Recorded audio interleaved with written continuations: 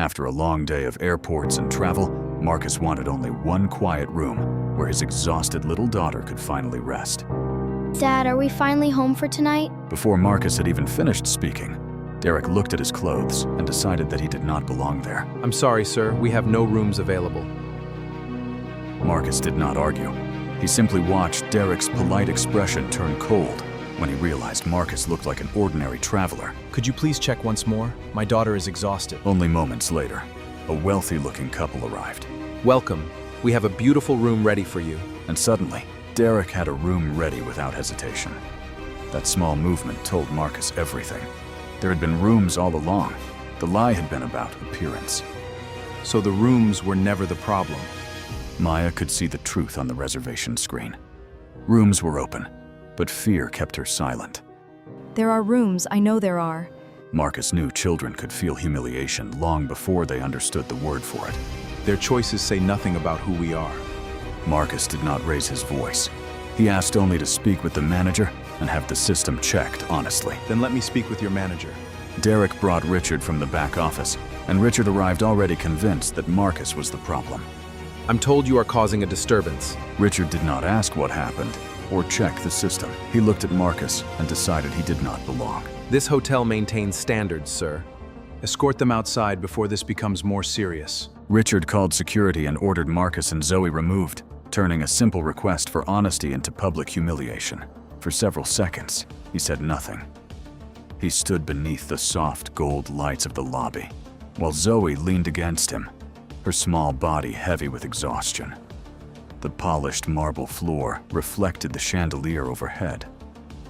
Somewhere near the lounge, a pianist played a slow, elegant melody. Guests drifted through the lobby with designer luggage, expensive watches, and the relaxed confidence of people who had never needed to wonder whether a door would be opened for them. And in the middle of all that comfort, Marcus and his daughter had been made to feel like an inconvenience. Derek had already turned his attention back to the couple who had arrived after them. His voice changed the moment he spoke to them. It became warmer, brighter, polished in a way it had never been when he spoke to Marcus. He welcomed them with the kind of smile that belonged in brochures and advertisements. He asked about their trip. He complimented their luggage. He spoke about the hotel's amenities, as though he were personally proud of every polished surface in the building. Then, without even checking twice, he assigned them a room. Marcus watched the key card slide across the counter. That small movement told him everything. There had been rooms. There had always been rooms. The lie had never been about availability. It had been about appearance. Zoe lifted her face from Marcus's side and looked toward the desk. She was too tired to be fully upset, but she was old enough to sense when adults were being unfair. Her eyes followed Derek as he gave the other guests directions toward the elevator. Marcus looked down at her and gently adjusted the strap of her backpack. He had promised her a warm shower, room service, and a bed with too many pillows. Before their flight, he had told her that they would make a little adventure out of the night, even though they both knew they were tired. Zoe had smiled at that idea. She had spent most of the flight curled against him, holding the small stuffed rabbit she brought everywhere. Now, her excitement had disappeared. Marcus had learned long ago that children could feel humiliation before they knew the word for it. They could hear it in the tone adults used. They could see it in the way people looked away. They could sense it in the sudden stiffness of a room when someone decided they did not belong. Marcus had seen that truth in his own childhood. His father had worked as a night security guard for nearly 30 years. Not in one grand hotel, but in several. He had worked in office buildings, private clubs, luxury apartment towers, and restaurants where the customers spent in one evening what he earned in a month. He wore a uniform every night, stood near entrances for hours, opened doors for people who rarely looked at him, and walked empty hallways, long after the city had gone quiet. Marcus remembered waiting up for him as a boy. He remembered the sound of his father's keys at the door after midnight. He remembered the tired way his father took off his shoes in the kitchen, trying not to wake anyone. He remembered the faint smell of rain, coffee, and the cold night air clinging to his coat. Most of all, he remembered how his father never complained. But children notice more than adults think. Marcus had heard enough fragments of conversation to understand that his father was treated differently by some people. He had heard about guests who snapped their fingers instead of saying hello. Managers who spoke to him as though he were invisible. People who assumed he was uneducated because he wore a uniform. People who called him only when they needed help, then looked through him the moment the problem was solved.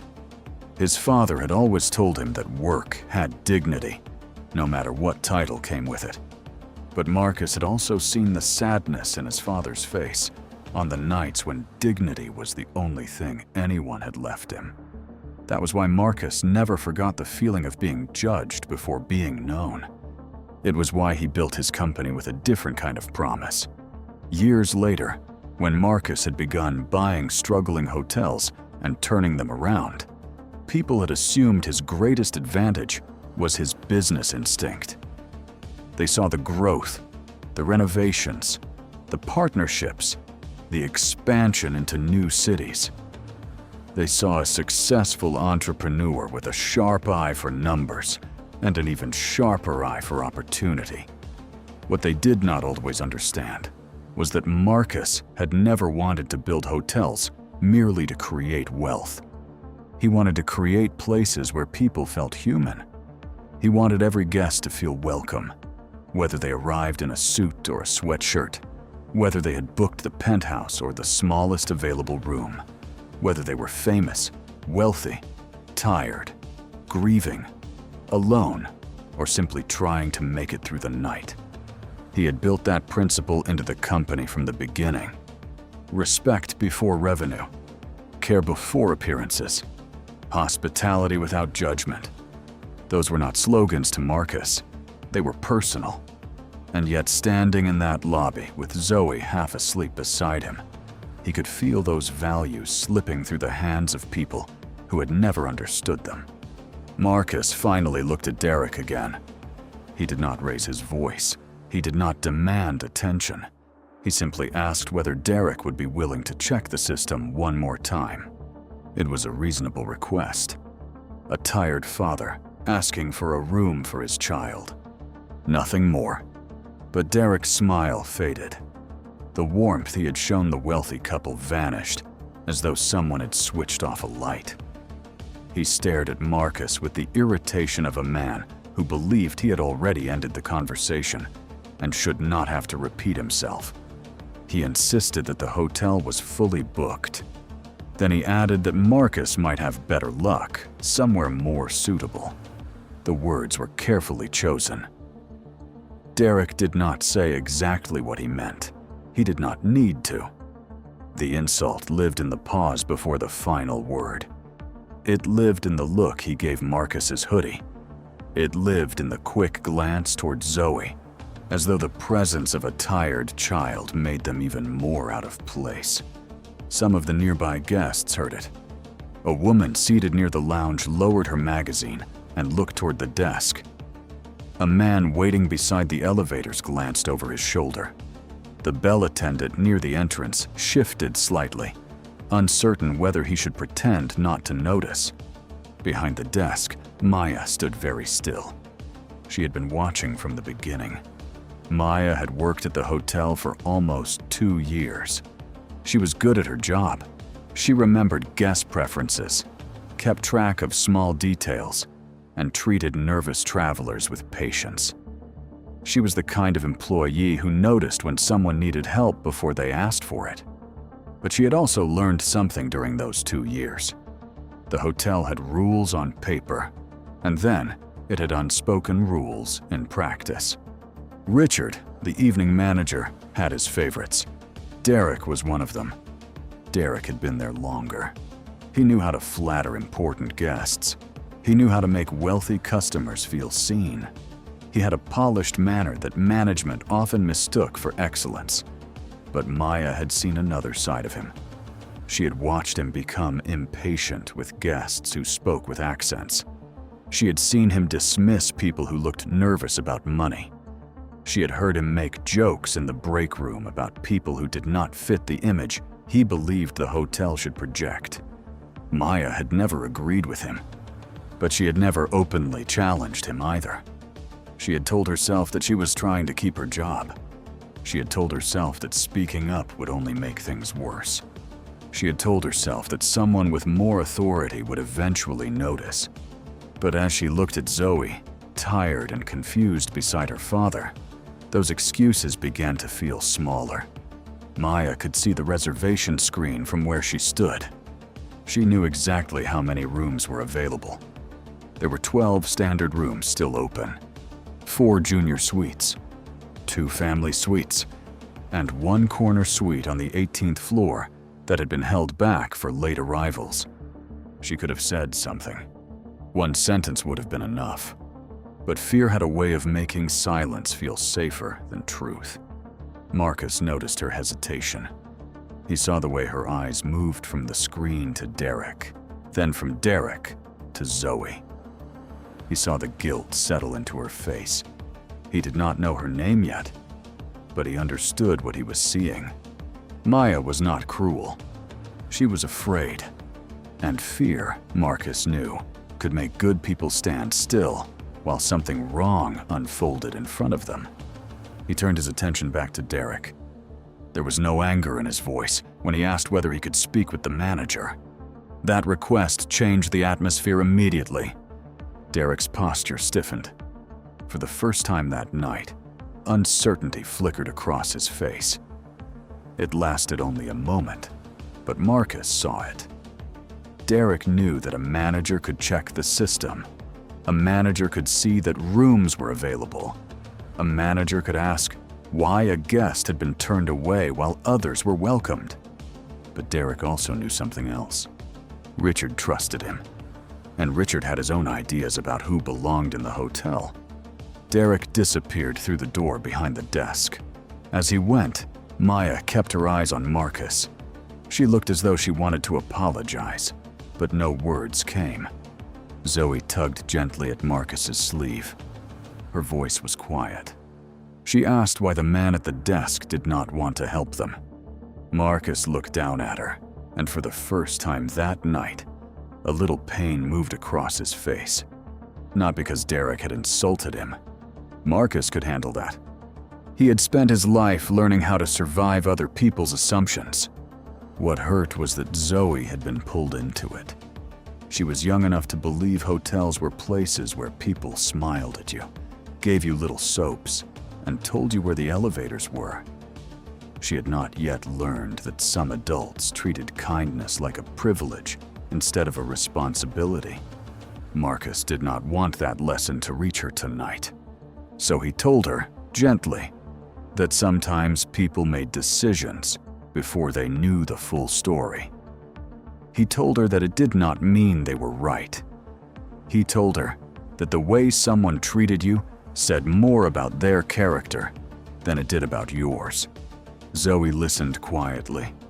Then she rested her head against him again. That simple gesture made the woman near the lounge look away for a moment. She suddenly seemed embarrassed to be watching. The businessman near the elevator checked his phone, but not because he had received a message.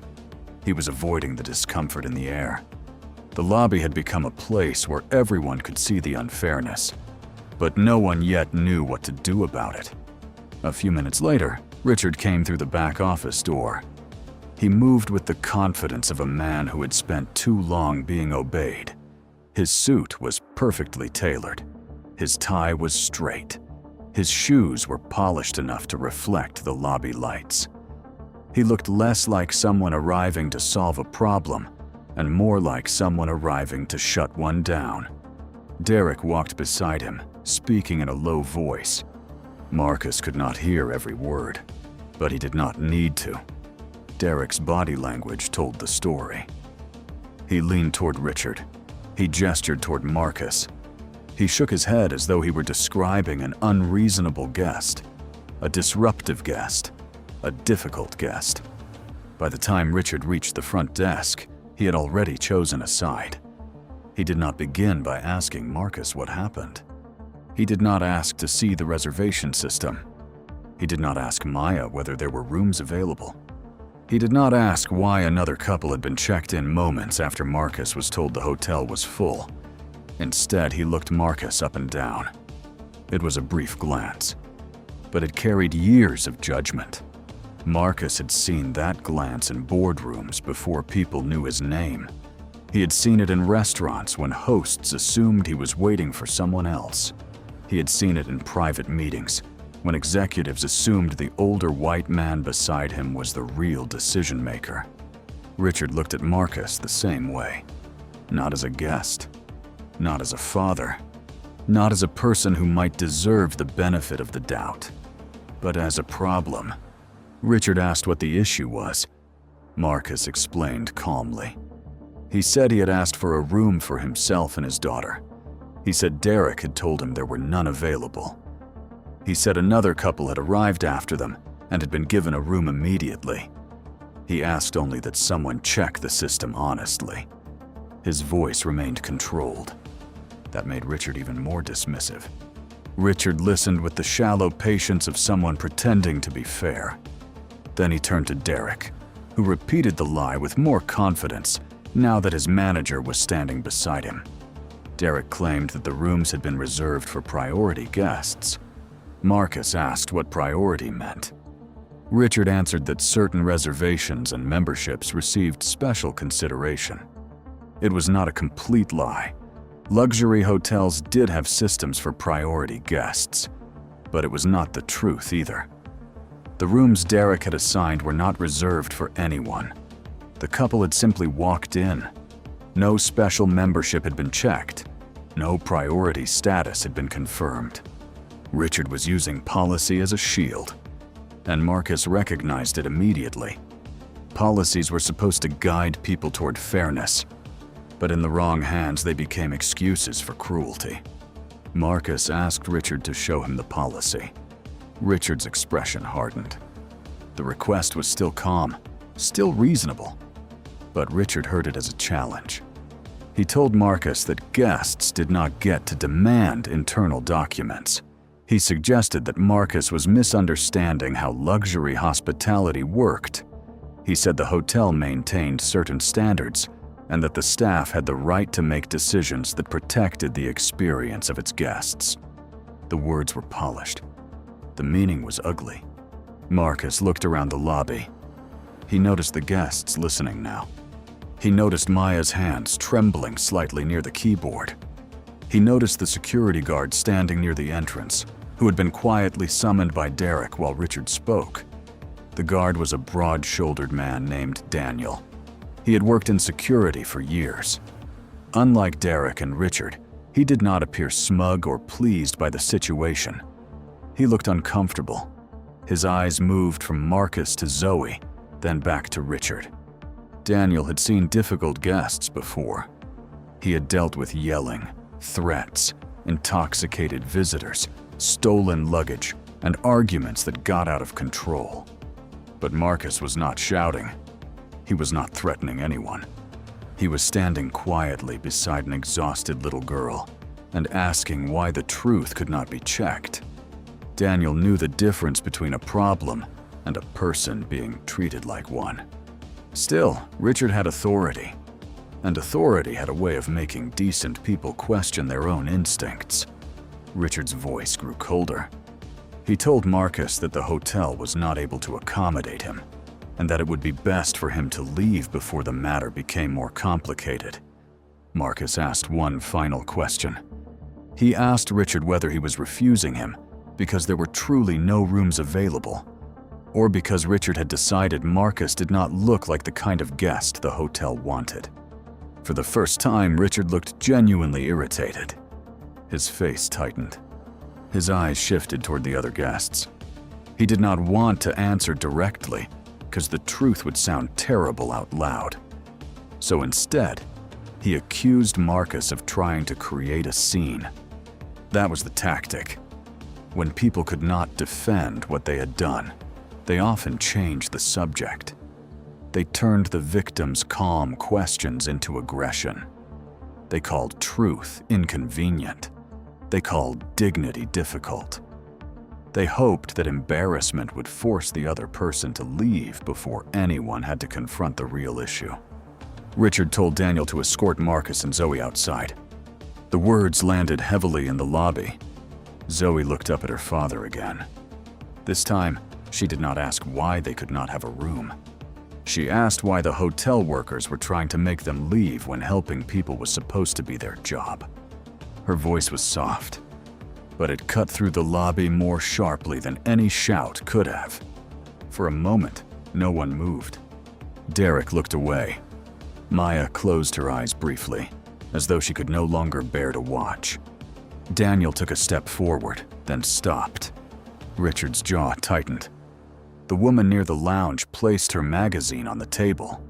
The businessman by the elevator no longer pretended not to be listening. Even the couple Derek had just checked in looked uncomfortable now. They had come in expecting a quiet night at a luxury hotel. Instead, they were watching a tired father and child being treated as though they had done something wrong simply by walking through the door. Marcus felt Zoe's hand slip into his. He held it carefully. Then he looked at Daniel. Marcus did not blame him. He could see that Daniel was not enjoying this. He could see the conflict in his face. Daniel was being told to follow orders, and Marcus understood that jobs could make people feel trapped. So Marcus spoke to him with respect. He told Daniel that he wasn't there to cause trouble. He said he would not resist. He only wanted the hotel to be honest about why it was trying to remove him and his daughter. Daniel nodded slightly. It was the smallest gesture, but it mattered. Because in that moment, Daniel was no longer looking at Marcus through Richard's eyes. He was seeing him clearly. And once a person began to see clearly, it became harder to keep pretending nothing was wrong. Richard, however, had already gone too far to step back gracefully. He told Marcus that if he refused to leave, the situation could become more serious. The threat was unnecessary. That was what made it so revealing. Marcus had not raised his voice.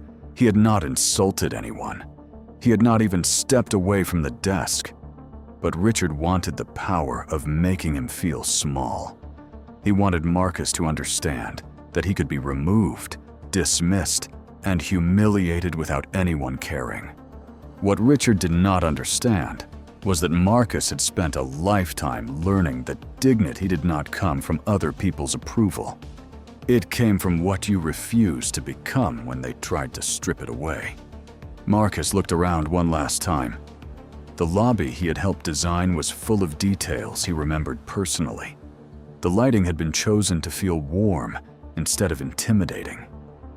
The seating had been arranged so travelers would not feel exposed when they arrived tired or alone.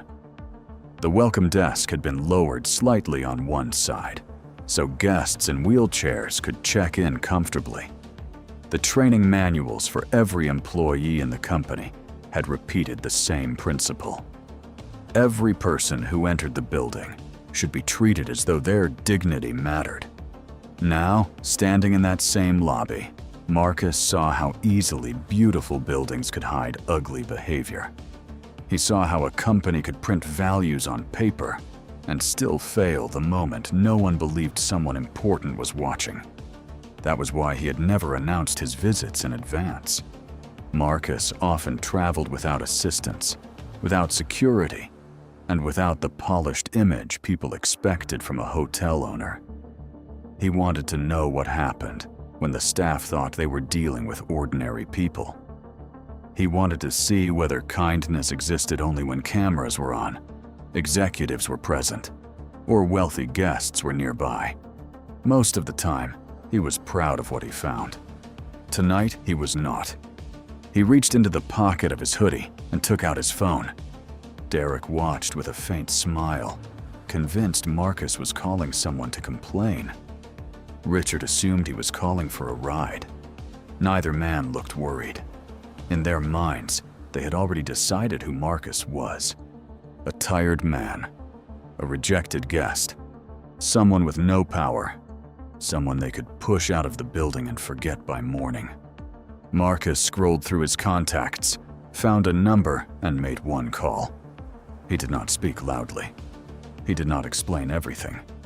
He only said that he was at the downtown property, that there had been a serious failure in guest treatment, and that he needed Thomas Webb to come to the lobby immediately. Then he ended the call.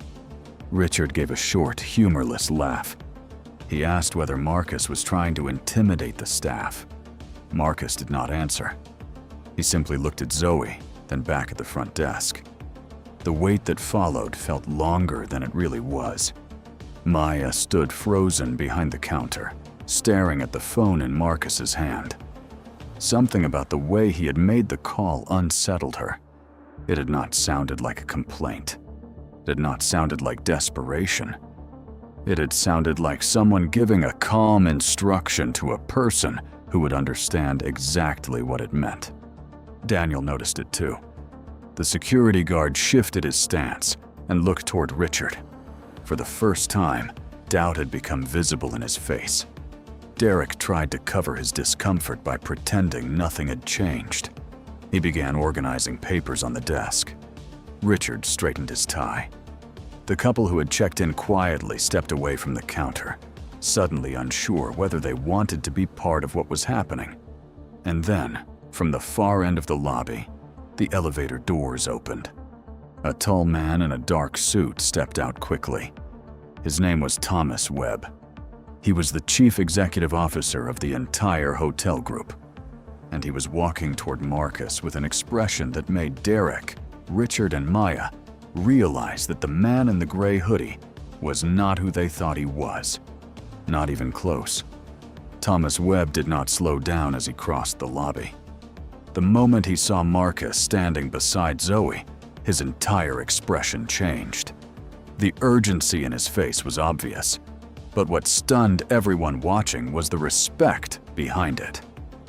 Thomas was not approaching Marcus like a manager coming to calm down an upset guest. He was approaching him like someone who had just realized that a serious failure had taken place under the roof of the man who owned the entire company. Derek noticed it first. The confidence that had carried him through the evening disappeared almost instantly. His fingers stopped moving across the desk. His shoulders stiffened. He looked from Thomas to Marcus, then back to Thomas again, as though his mind could not make sense of what he was seeing. Richard's reaction was slower, but even more painful to watch. For several long seconds, he stood perfectly still. He had been so certain of himself moments earlier. He had believed the hotel belonged to people who looked polished, wealthy, and important. He had believed his title gave him the power to decide who deserved patience and who deserved humiliation. But now the chief executive officer of the entire hotel group was walking straight past him, not toward Derek, not toward the front desk, toward Marcus. Thomas reached Marcus and immediately apologized. He did not apologize in the vague, polished language managers often used when they wanted a problem to disappear. He apologized with the seriousness of a man who understood the damage had already been done. He said that he had come as quickly as he could.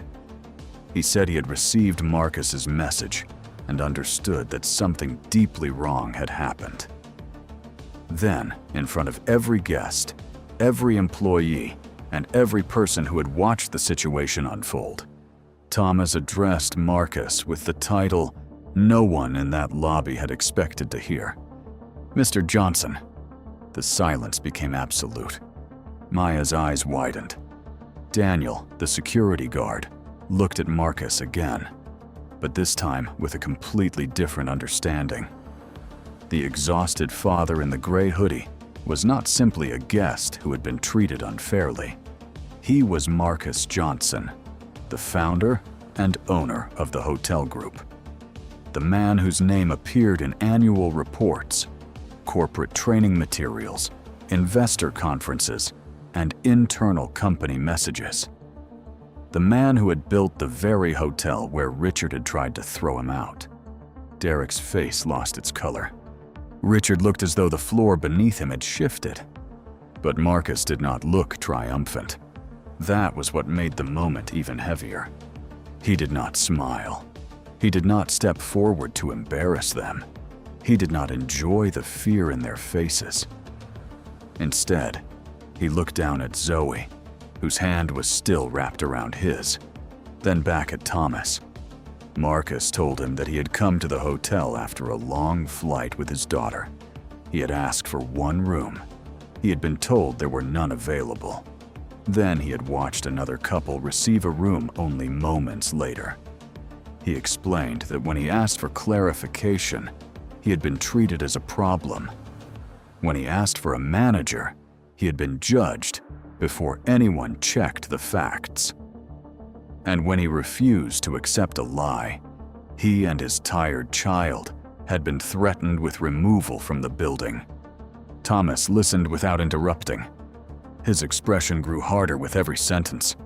Marcus did not exaggerate. He did not need to. The truth was already standing in front of everyone. The reservation system was behind the desk. Maya had seen the available rooms. Daniel had heard Richard's order. The guests nearby had witnessed Derek's sudden change in attitude when the well-dressed couple entered. There was no confusion left, only accountability. Thomas turned to Richard first. He asked whether Marcus's account was accurate. Richard opened his mouth, but for the first time that night, he had no polished explanation ready. He tried to say that there had been a misunderstanding. He claimed that Derek had been following procedure. He suggested that the situation had become difficult because Marcus had challenged the staff in front of other guests. But even as he spoke, the weakness of his words became obvious. He had not checked the system. He had not asked Maya what she saw. He had not investigated the available rooms. He had not shown concern for Zoe. He had only looked at Marcus and decided that someone dressed like him did not deserve the same respect as someone dressed in expensive clothes. Thomas asked Richard a simple question. He asked whether the hotel's standards included judging guests by their appearance. Richard could not answer, because there was only one honest answer, and everyone knew it. Then Thomas turned to Derek. Derek tried to defend himself by claiming he had assumed the rooms needed to be held for preferred guests. He said he had been trying to protect the hotel's reputation. He said that he had not intended to insult Marcus or Zoe. But Marcus looked at him with a calm disappointment that was more powerful than anger. He told Derek that the problem was not whether Derek knew his identity. The problem was that Derek had believed it was acceptable to lie to a father and child because he thought they had no power. Marcus explained that respect was not something guests earned by wearing the right clothes. It was not a reward for wealth, status, or influence. It was the minimum every person deserved before anyone knew their name. Derek lowered his eyes. He had no answer for that either. Thomas asked Maya to step forward. At first, she looked frightened. She had spent the entire evening trapped between what she knew was right and what she feared might happen if she spoke. Her hands were shaking slightly as she came around the desk. She looked at Marcus, then at Thomas, then at Richard. Thomas asked her whether rooms had been available. Maya hesitated. For one painful second, it seemed as though fear might win again. Then she looked at Zoe. The little girl was still tired, still quiet, still holding her father's hand. But there was something about seeing Zoe there that finally broke through Maya's silence. She told the truth. She said there had been rooms available from the beginning. She said Derek knew it. She said she had seen open rooms in the system. She admitted that she had been afraid to challenge him because Richard always took Derek's side. She admitted that she should have spoken sooner. Her voice trembled as she said it. But once the truth started, it did not stop. Maya explained that this was not the first time Derek had judged guests based on appearance. She had seen him speak differently to people who seemed wealthy and important. She had seen him dismiss guests who looked uncertain, tired, or out of place. She had kept quiet because she had believed that speaking up would cost her the job she needed. Richard looked at her with disbelief, not because he was shocked by what Derek had done, but because he was shocked that Maya had finally found the courage to say it. Thomas listened carefully. Then he asked Daniel what he had witnessed. The security guard looked toward Richard, then toward Marcus. Daniel did not rush his answer. He was clearly uncomfortable being placed in the middle of the situation. But he spoke honestly. He said Marcus had never been aggressive. He said Zoe had been visibly exhausted. He said Richard had ordered him to escort them out, despite the fact that Marcus had only asked for a truthful explanation. Daniel admitted that he had known something felt wrong. He said he should have questioned the order sooner. Marcus nodded slowly. He understood what it meant for Daniel to say that in front of his manager. It took courage to admit when fear had almost made you part of an injustice. Thomas looked around the lobby. By then, no one was pretending not to watch. The woman near the lounge had stood up. The businessman by the elevator had moved closer. Even the couple who had been checked in ahead of Marcus looked ashamed. They had not asked for special treatment, but they had benefited from it without realizing someone else had been denied. Thomas addressed the entire room. He said that this hotel had not failed because a guest complained. It had failed because employees had forgotten the purpose of hospitality. The building was beautiful. The rooms were expensive. The service was supposed to be exceptional. But none of that mattered if a tired father and his child could walk through the front doors and be treated as though they were less worthy than everyone else. Then he looked directly at Derek. Thomas informed him that he was being terminated immediately. Derek stared at him. The words seemed to take a moment to sink in. He had believed the front desk gave him power. He had believed he could decide who deserved warmth and who deserved rejection. He had used a lie about room availability to make someone feel small. And now, in the same lobby where he had tried to deny Marcus a place to stay, he was losing the job that had made him feel important. But Derek's termination was not simply because he had insulted the owner. Marcus made that clear. Derek was being fired because he had lied to a guest, because he had judged people by appearance, because he had used the hotel's name to make cruelty look like policy, and because he had forgotten that hospitality was not a costume you wore for wealthy people. It was a responsibility. Derek tried to speak. He tried to explain that he had not known who Marcus was. Marcus stopped him gently. He told Derek that knowing would have changed nothing. That was the point. Derek should have treated Marcus with dignity, even if he had been an unknown traveler with no money, no title, and no influence. He should have treated Zoe with kindness because she was a tired child, not because she happened to be the daughter of the hotel owner. The truth settled over the lobby like a weight. Then Thomas turned toward Richard. Richard had been quiet for several minutes. His face had become stiff and pale. He seemed to understand that his position was no longer safe, but he still tried to hold on to the authority that had failed him. He said he had been following the information given to him. He said he had trusted his senior employee. He said he had been trying to protect the hotel from disruption. Marcus listened without expression. Then he reminded Richard that leadership was not about blindly protecting the people beneath you. Leadership was about asking questions when something did not feel right. It was about defending fairness even when it was inconvenient. It was about protecting guests, employees, and the values of the organization. Richard had not done any of those things. He had not checked the facts. He had not listened to Marcus. He had not noticed Zoe. He had used his position to make another human being feel powerless. And when he saw a man in a hoodie asking for fairness, he had decided that humiliation was easier than investigation. Thomas informed Richard that he was also being terminated, effective immediately. The difference between Derek and Richard was important. Derek had started the lie, but Richard had made it dangerous. He had taken a moment of prejudice and turned it into public humiliation. He had taken a tired father's request for a room and treated it like a threat. He had ordered security to remove a child from the hotel rather than admit that his employee might be wrong. That was why the consequences had to be serious. Richard's title had not protected him. His suit had not protected him.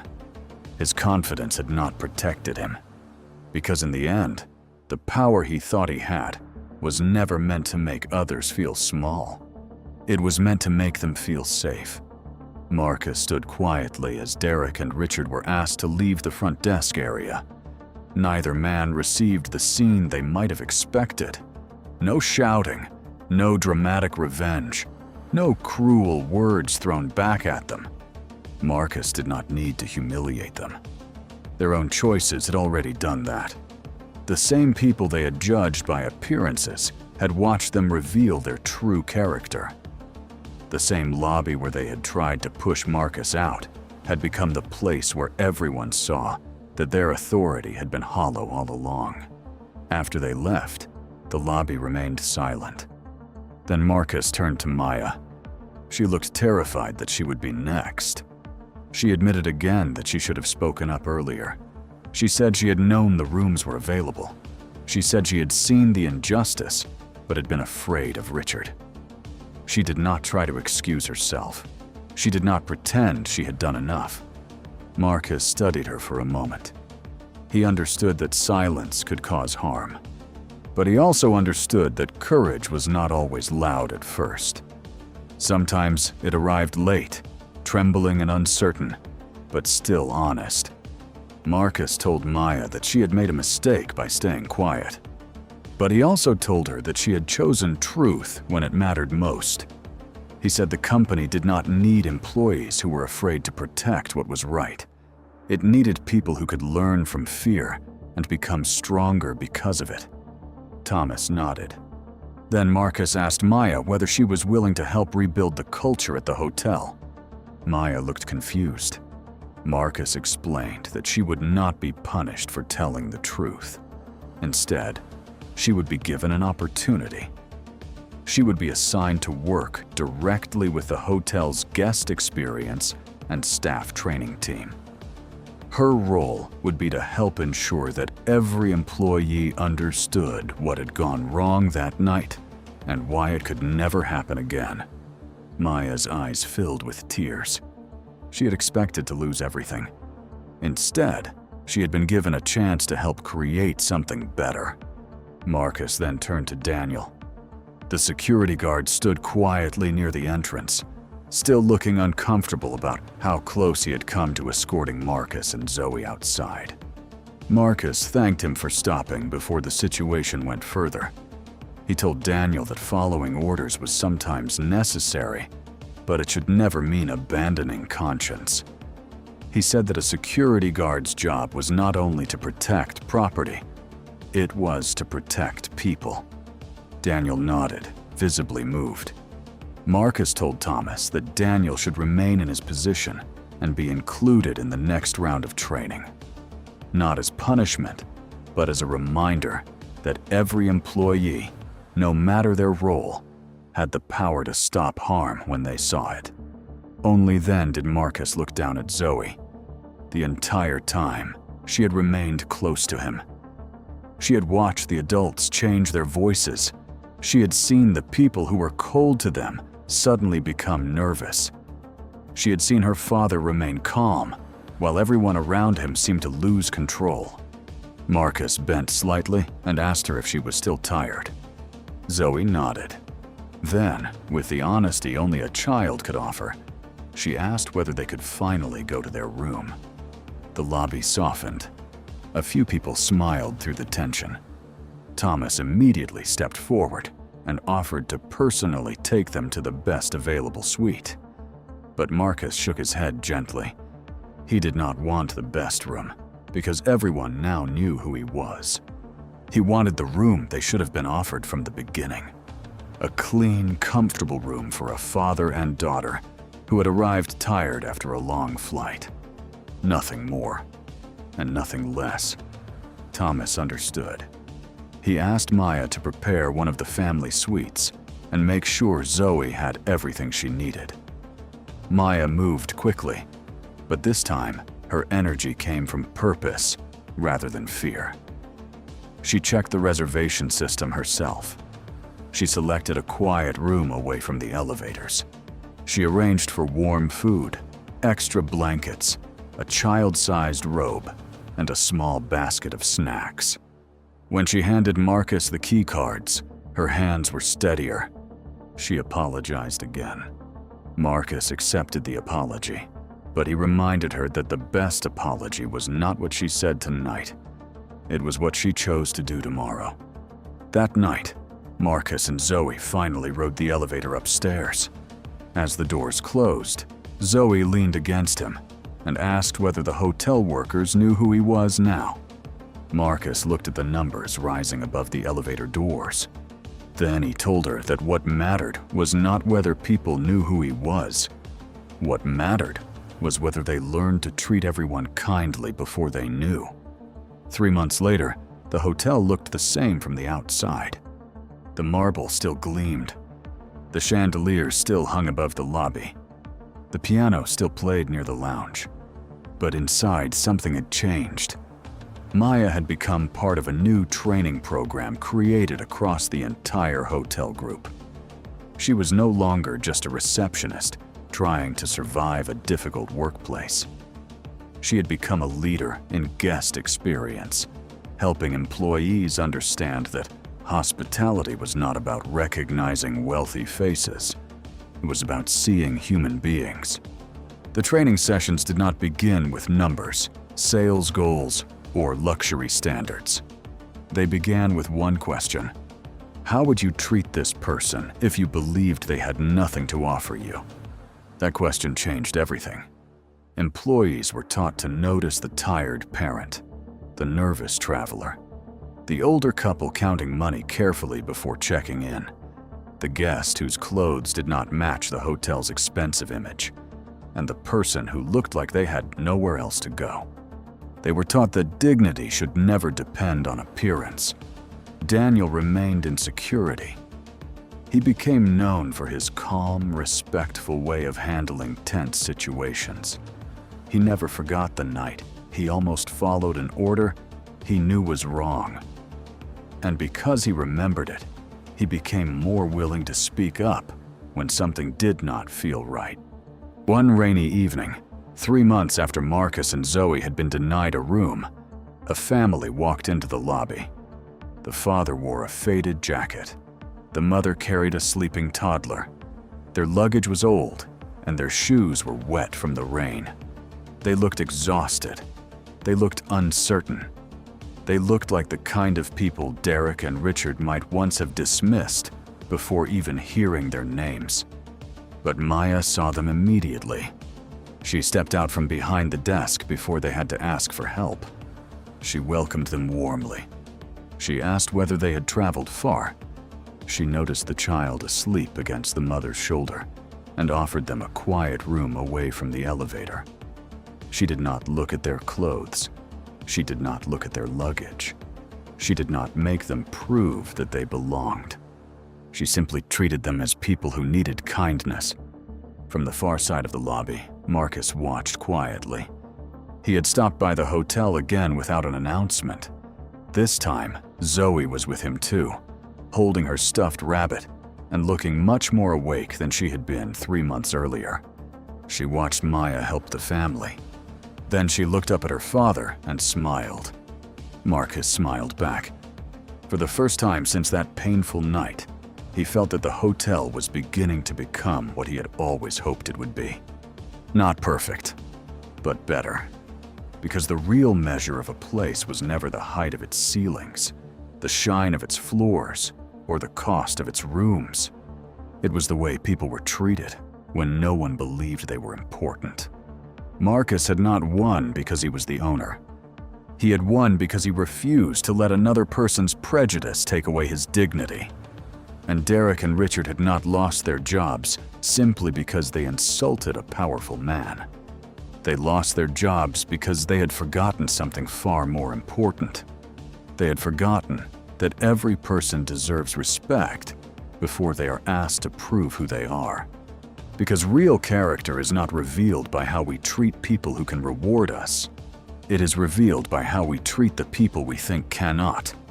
And sometimes, the person standing quietly in front of you is not just a stranger. Sometimes, they are the moment that reveals who you truly are. If you believe kindness should never depend on status, share this story and tell us in the comments. Would you have spoken up if you had been standing in that lobby? The storm was loud enough to bury most sounds in Riverton that night, but Caleb Henderson still heard the motorcycle before it reached his shop. The engine is screaming for help. He heard the engine screaming through the rain, fighting for one more mile through Riverton's empty industrial streets. Come on, just one more mile. A violent metallic knock cut through the wind Not now. and turned Malik's last mile into a fight for control. The bike slid into the flooded lot outside Henderson Motor Works, dragged sideways by rain, failing metal, and fading control. The rider fell hard near the old garage door, soaked to the bone and clutching his shoulder beside the ruined Harley. Sir, can you make it run long enough to get me home?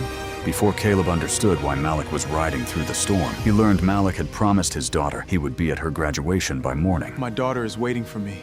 Malik had no money, no backup plan, and no time left to lose. All he had was a father's promise waiting at the end of the road. Caleb opened the ruined Harley with the careful hands of a man who had spent his life listening to machines. Caleb listened to the broken engine for only a few seconds and felt 18 years of buried pain rise inside him. I know that sound. The failure was not ordinary wear. It carried the same deliberate pattern Caleb had feared for 18 years. I've seen this before. The sound inside Malik's Harley had already destroyed Caleb's life once, long before this storm brought it back to his door. What did this bike do to you? Because that sound had already destroyed his life once. For several seconds, neither man spoke as rain tapped steadily against the garage roof. Don't touch a thing. For several seconds, neither man spoke. Malik stood near the workbench, staring at the old title papers, as if the ink might rearrange itself into something easier to understand.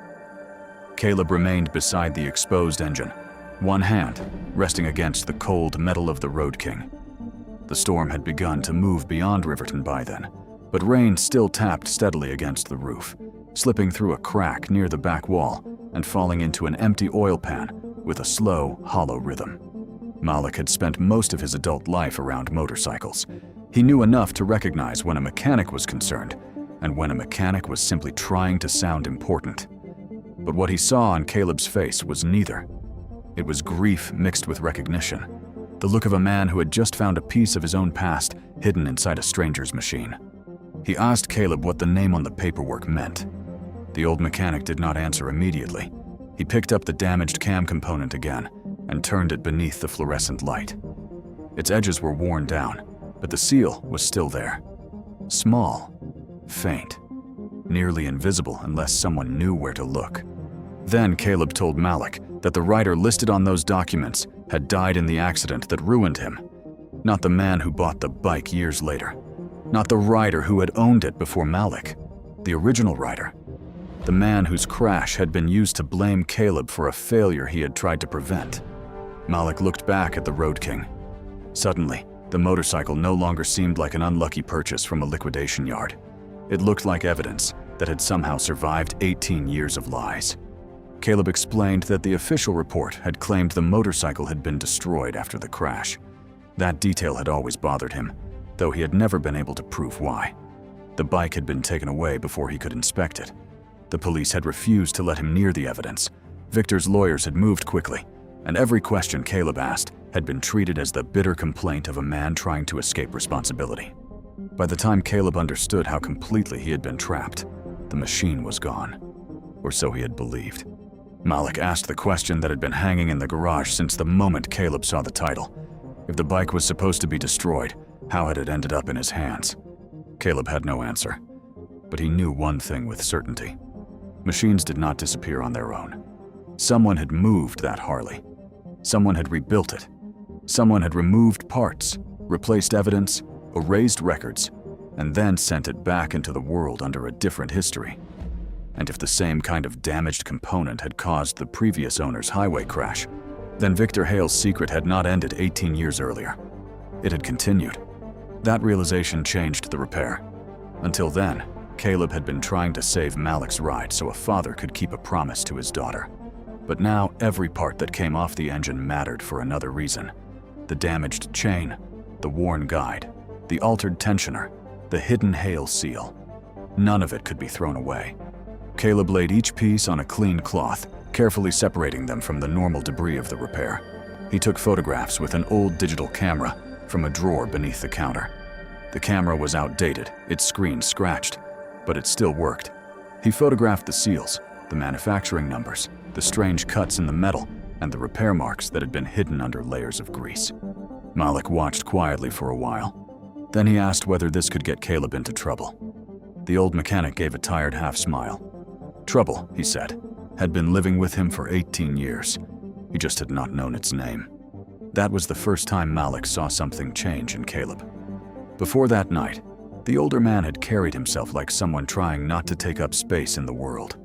He moved carefully. He spoke softly. He avoided eye contact too long. But now, while studying the engine, Caleb's hands became steadier. His back straightened. The old instinct returned to him, the instinct of a mechanic who trusted what he knew, even when nobody else believed him. He began explaining the failure in a way Malik could understand. The chain tensioner had not simply worn down. It had been weakened by design. The materials were cheap, but the failure pattern was too consistent to be accidental. The part had been made to look almost identical to a reliable one, yet it lacked the strength required for long-distance riding. It would survive just long enough to pass inspection. It would survive long enough for a customer to drive away feeling satisfied. Then, under heat and pressure, it would begin to fail. A rider might hear a faint metallic tapping first, then a vibration. Then, if they ignored it or could not reach help in time, the engine could lock. Caleb's voice became quieter as he described the last part. An engine lock at highway speed could turn a motorcycle into a weapon against the person riding it. Malik looked down at the wet leather gloves in his hands. He had been less than an hour from that kind of disaster when he reached Henderson Motor Works. For the first time, he understood that Caleb had not just repaired his bike. The old man may have saved his life. But Caleb did not want gratitude. He seemed almost uncomfortable when Malik tried to thank him. Instead, he returned to the engine and kept working. Every few minutes, he would pause, listen, adjust something, and continue. There was no rush in his movements, yet there was urgency in everything he did. The clock above the office door passed 2 in the morning, then 3. By 4, the rain had weakened into a mist, and the distant thunder had faded beyond the warehouses at the edge of town. The city outside had gone quiet. Only the occasional sound of tires on wet pavement passed through the darkness. Inside the garage, Caleb installed the camshaft he had kept hidden for so many years. He did not make a ceremony of it. He did not tell Malik how much it had cost him to use it. He simply cleaned the part one final time, fitted it into place, and tightened each bolt with the kind of attention that comes from experience and regret. But Malik understood. He had seen the way Caleb held that camshaft before putting it into the engine. It was not like a mechanic holding a spare part. It was like a father holding the last object connected to a life he had failed to protect. Malik offered to pay for it. Caleb refused. Malik offered to sell the Road King once he reached Fairmont, to send the money back, to do whatever it took. Again, Caleb refused. Then, after a long silence, the old man told him something that did not sound like an order. It sounded more like a request from someone who had spent too many years alone. He asked Malik to come back after the graduation. No matter what happened, no matter how tired he was, no matter whether the day went well or badly. Just come back. Malik nodded. He had no idea why that promise mattered so much, but he knew it did. And after hearing what Caleb had lost, he could not bring himself to take the request lightly. A little before dawn, the Road King came back to life. The engine did not roar wildly. It settled into a deep, steady rhythm, low and strong, like a heartbeat returning after a long illness. Caleb listened with his head slightly tilted, eyes closed, letting the sound fill the garage. For a moment, Malik thought the old mechanic might cry, but Caleb only opened his eyes and gave a single nod. The bike was ready. Malik stood beside it in the gray light of early morning, looking down at the man who had worked through a storm for someone he had never met. He wanted to say something meaningful, something big enough to match what had been done for him. But there are moments when words feel too small. So he simply told Caleb that he would not forget. Caleb looked toward the old framed photograph in the office. Then he looked back at Malik. He told him that forgetting was easy. Keeping a promise was harder. Malik rode out of Riverton as the first thin line of sunlight touched the clouds. The streets were still wet. The warehouses were still dark. But the Road King moved smoothly beneath him, carrying him toward Fairmont, toward his daughter, toward the promise he had nearly lost. Caleb remained at the garage door long after the sound of the motorcycle disappeared. Then he turned back inside. The broken parts were still laid out on the cloth. The old title papers were still open on the workbench. The Hale seal sat beneath the yellow light like a small wound that had finally started bleeding again. Caleb picked up the burned spark plug he had kept from Isaiah's accident. For 18 years, he had treated it like proof of his failure. He had hidden it in a drawer, taken it out only when grief became too heavy, then put it away again before morning. But that day, he did not return it to the drawer. He placed it beside the damaged component from Malik's motorcycle. Old evidence beside new evidence. A dead son beside a living truth. By 8 o'clock, Riverton was awake. And by 9, Victor Hale was standing outside Henderson Motor Works with 2 investors, a polished black SUV, and the kind of smile that had fooled people for most of his life. Victor had aged well on the surface. His hair was silver now, but styled carefully. His jacket looked expensive. His watch caught the morning light. He carried himself with the confidence of a man who believed the world had already decided he was important. Behind him, across the street, banners were being hung on a vacant lot. The banners displayed the logo of Hale Performance Customs and announced the opening of a new luxury performance center. It was bigger than Victor's original garage had ever been. Glass walls, chrome signage, a showroom for wealthy riders who wanted their machines to look dangerous without ever having to understand what was inside them. Caleb watched from the doorway as Victor approached. The investors stayed a few steps behind, pretending to admire the old shop while clearly seeing it as nothing more than a piece of land in the way. Victor greeted Caleb with the practiced warmth of a man who enjoyed being cruel only when no one could prove it.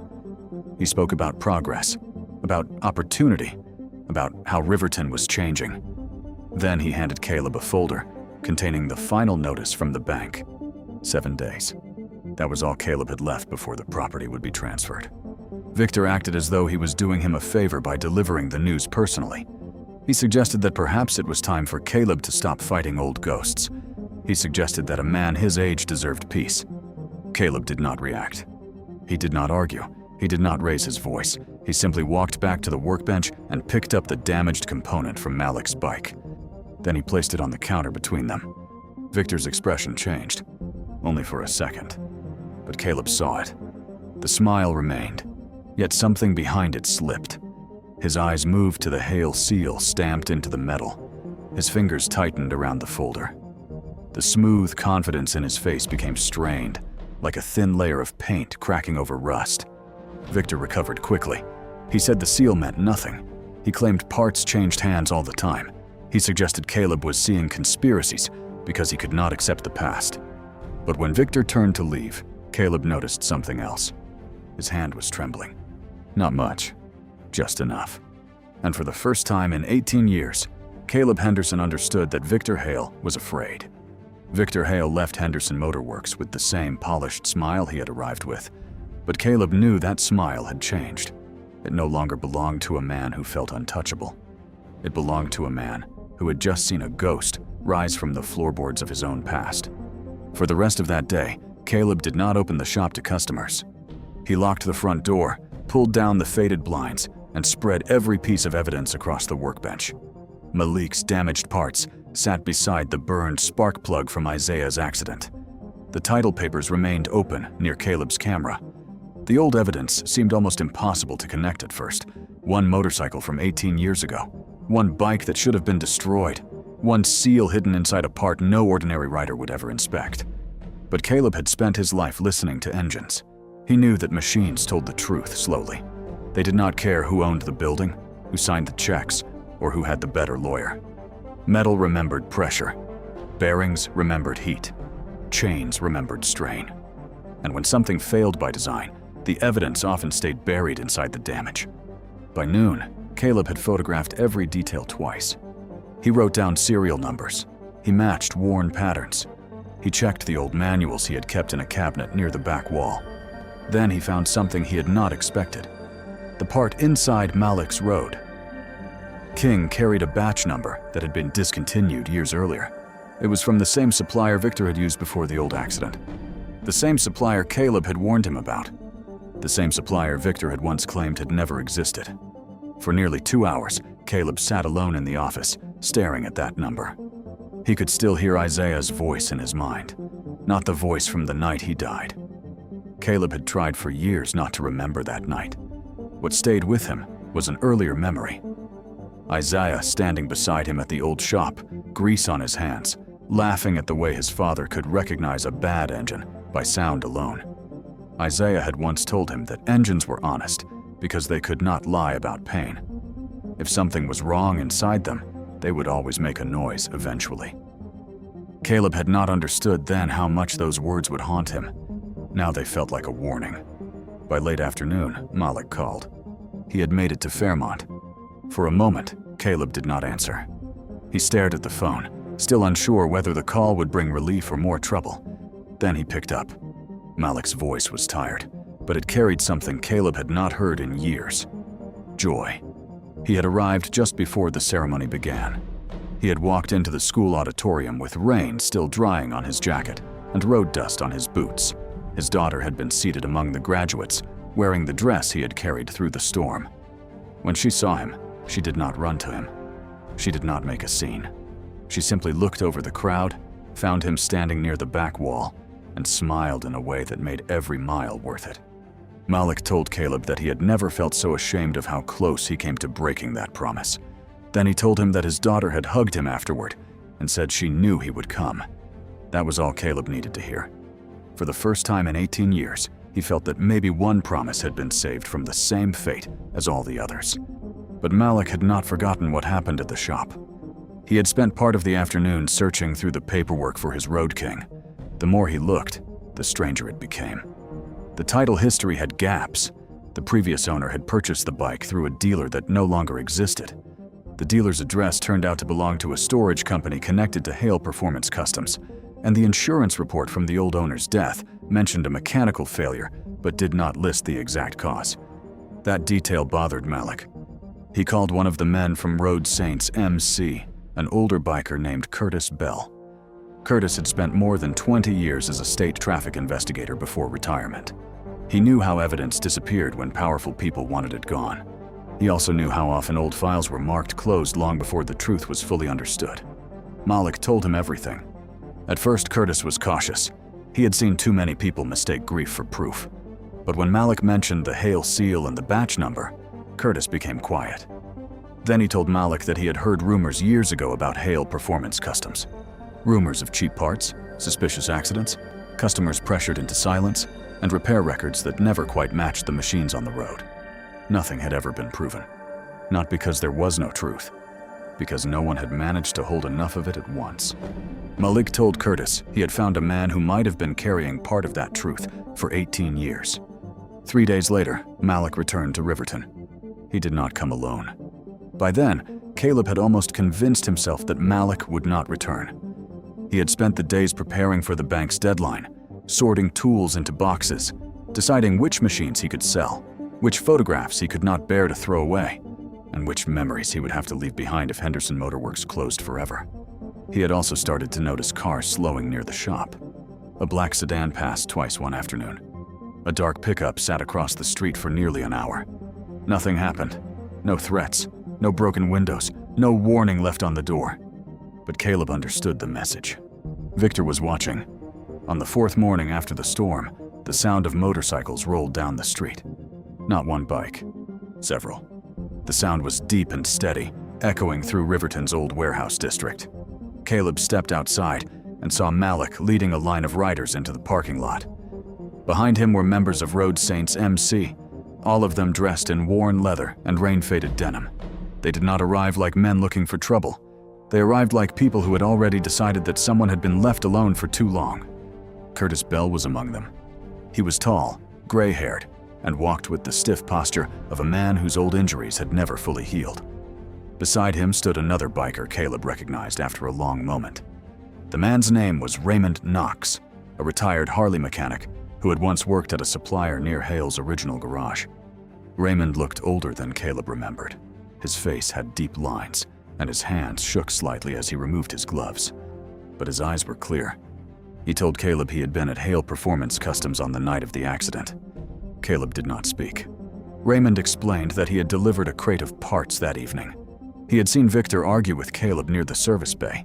He had heard Caleb warn him that the cam system was dangerous. He had heard Victor say the bike was leaving that night, no matter what Caleb thought.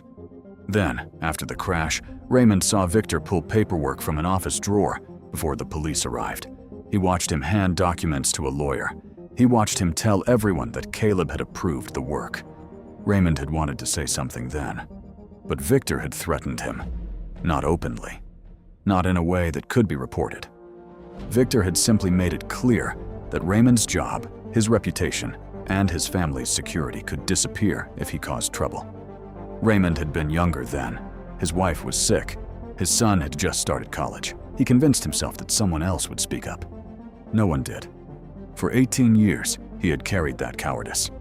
When Malik told him about Caleb repairing the Road King through the storm, using his own last valuable part to help a stranger keep a promise to his daughter, Raymond said something inside him changed. He realized Caleb had spent 18 years paying for a sin that belonged to another man. And Raymond had spent 18 years helping that lie survive.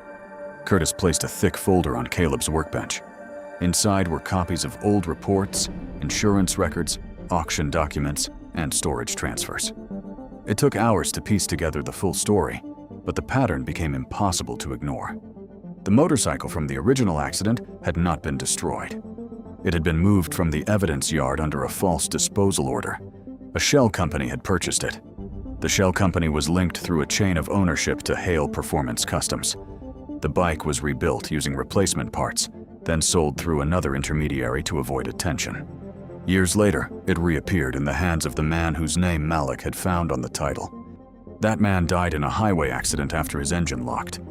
The Road King was later sold again through an estate liquidation. And eventually, by chance or fate, it made its way to Malik. The machine had carried the same secret through several owners, leaving wreckage behind it like a trail no one had bothered to follow. Caleb sat down slowly. He had spent years believing the past was over because everyone else had moved on. But the truth was worse. Victor had not simply destroyed Caleb's life and walked away. He had taken the same dangerous system, the same dishonest parts, the same method of hiding evidence, and turned it into a business model. The old accident was not one tragedy. It was the first warning. Curtis told Caleb they needed independent engineers. They needed the damaged parts examined by people with no connection to Hale. They needed the old case reopened. They needed journalists willing to listen. And they needed to move before Victor had time to erase anything else. Caleb listened, but fear still lived inside him. He had been here before. He had brought concerns to people in authority. He had trusted that facts would matter. He had watched Victor walk away while his own name was dragged through the mud. Malik understood that fear, so he did not pressure Caleb. He simply told him that some men spend their whole lives waiting for the right moment to become brave, only to learn that bravery usually begins when someone else is already in danger. That sentence stayed with Caleb. The next morning, Victor Hale announced the grand opening of his newest performance center. It was scheduled for Saturday afternoon, directly across from Henderson Motor Works. The timing was not accidental. Victor wanted cameras, investors, local officials, and reporters to see his polished new showroom, while Caleb's fading garage stood behind it like a symbol of failure. He wanted Riverton to believe that the future belonged to him, and that men like Caleb were nothing more than rusted pieces of the past. The invitation described Hale Performance Customs as a company built on safety, craftsmanship, and loyalty. When Caleb read those words, he almost laughed. Instead, he folded the paper and placed it beside Isaiah's burned spark plug. By Saturday, the street outside Henderson Motor Works looked nothing like it had during the storm. The skies were clear. The sidewalks had been washed clean. White tents stood outside Victor's new building. Caterers moved between tables. Large banners carried the Hale logo. Investors in tailored jackets gathered near the entrance, speaking about growth, property values, and expansion. Victor stood near the stage in front of the showroom doors, smiling for photographs. For years, he had mastered the art of looking like a man who had earned everything. Across the street, Caleb's old sign hung crooked above the garage. Henderson Motor Works. The letters were faded. The roof still leaked. The windows still needed paint. But that morning, the shop was not empty. Inside, Curtis reviewed the evidence one final time. Raymond sat near the office door, pale but determined. Malik stood beside the Road King, now fully repaired. His daughter's graduation flower still tucked into a side compartment. Several members of Road Saints MC waited outside, engines quiet, helmets in hand. Caleb stood near the workbench. In front of him was a small metal box. Inside were the damaged Hale parts, the old spark plug, photographs, records, and copies of every document that could prove what Victor had done. His hands were trembling, not because he doubted the evidence, because he knew that once he stepped outside, there would be no going back. For 18 years, Victor Hale had controlled the story. He had told Riverton who Caleb was. He had told the police what happened. He had told the newspapers who was responsible. And Caleb had lived inside that lie because he had no power to break it. But now, standing in the quiet shop with Malik, Curtis, Raymond, and the Road Saints behind him, Caleb realized something he had forgotten. Truth did not need to be loud to be strong. It only needed enough people willing to stop looking away. At noon, Victor stepped onto the stage. He began with the same speech he had given at other openings. He spoke about American craftsmanship. He praised the spirit of the open road. He thanked the investors who believed in his vision. He spoke about trust, safety, and the brotherhood of riders. Then the sound of motorcycles filled the street. One by one, the Road Saints rode into view. More than 30 Harleys moved down the block in a slow line, their engines low and controlled. They did not rev aggressively. They did not block traffic recklessly. They did not shout. They simply arrived. The crowd turned. Victor's smile stiffened. Malik led the group on the blue-black Road King that Caleb had repaired in the storm. He parked directly across from the stage. Behind him, the other riders formed a straight row along the curb. Then Caleb stepped out of Henderson Motor Works. He wore the same faded work shirt he had worn for years. His hands were still stained with oil. His shoulders were slightly bent with age. But he did not look small. He carried the metal box under one arm. Curtis walked beside him holding the records. Raymond followed behind, moving slowly but refusing to stop. The local reporter who had come to cover Victor's opening recognized Caleb almost immediately. She remembered the old accident. She remembered the headlines from 18 years ago. She also remembered that Caleb had disappeared from public life after Isaiah died. When she asked what was happening, Curtis handed her a copy of the evidence summary. The mood changed quickly. Victor tried to interrupt. He told everyone that Caleb was confused. He suggested that the old mechanic was bitter and unstable. He said the Road Saints were trying to sabotage a legitimate business. But his voice no longer carried the same confidence. Too many people were watching. And this time, Caleb was not alone. Curtis explained the chain of evidence, the false disposal order, the shell company, the rebuilt motorcycle, the repeat failure pattern, the supplier records, the mismatched parts, the mechanics analysis. the old accident report that never mentioned the batch number. Raymond then spoke. His voice shook at first, but it grew steadier with every sentence. He told the crowd that Caleb had warned Victor. He confirmed that Victor had pushed the unsafe bike out of the shop. He described the paperwork being changed before investigators arrived. He admitted that he had stayed silent because he was afraid. He said he had been ashamed of that silence every day since. The crowd did not move. Victor looked toward the investors, hoping they would dismiss it all as drama. But they had stopped smiling. One of them was already on the phone. Another stared at the Hale banner above the showroom entrance as if it had become something ugly. Then Caleb opened the metal box. He removed the burned spark plug. For a moment, the entire street seemed to grow quieter. Caleb told them it came from the motorcycle involved in the crash 18 years earlier. He explained that he had kept it because he believed it represented his failure. But after studying Malik's Road King, he understood that the machine had been failing long before Isaiah died. He held up the damaged Hale component. Then he looked directly at Victor. Caleb did not scream. He did not curse. He did not beg anyone to believe him. He simply told Victor that he had taken his name, his work, and his son. But he had never understood the machines he sold. That was the moment Victor finally lost control. He accused Caleb of lying. He called Raymond a coward and Curtis a washed-up investigator. He claimed Malik had planted evidence. He insisted that the old accident had been closed for years and that no one could reopen it. But panic made him careless. The reporter asked why he knew the old case had been listed as destroyed if he had never seen the disposal order. Victor froze. It was only a brief pause, but it was enough. Curtis had already contacted the State Fraud Division. The reporter had already sent copies of the documents to her editor.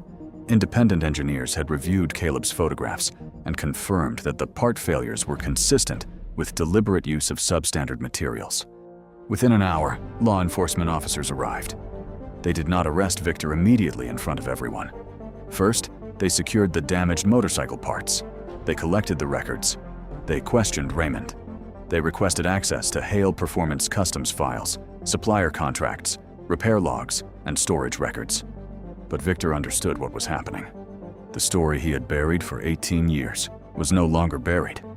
By evening, the grand opening had been canceled. The investors withdrew. The showroom doors remained closed.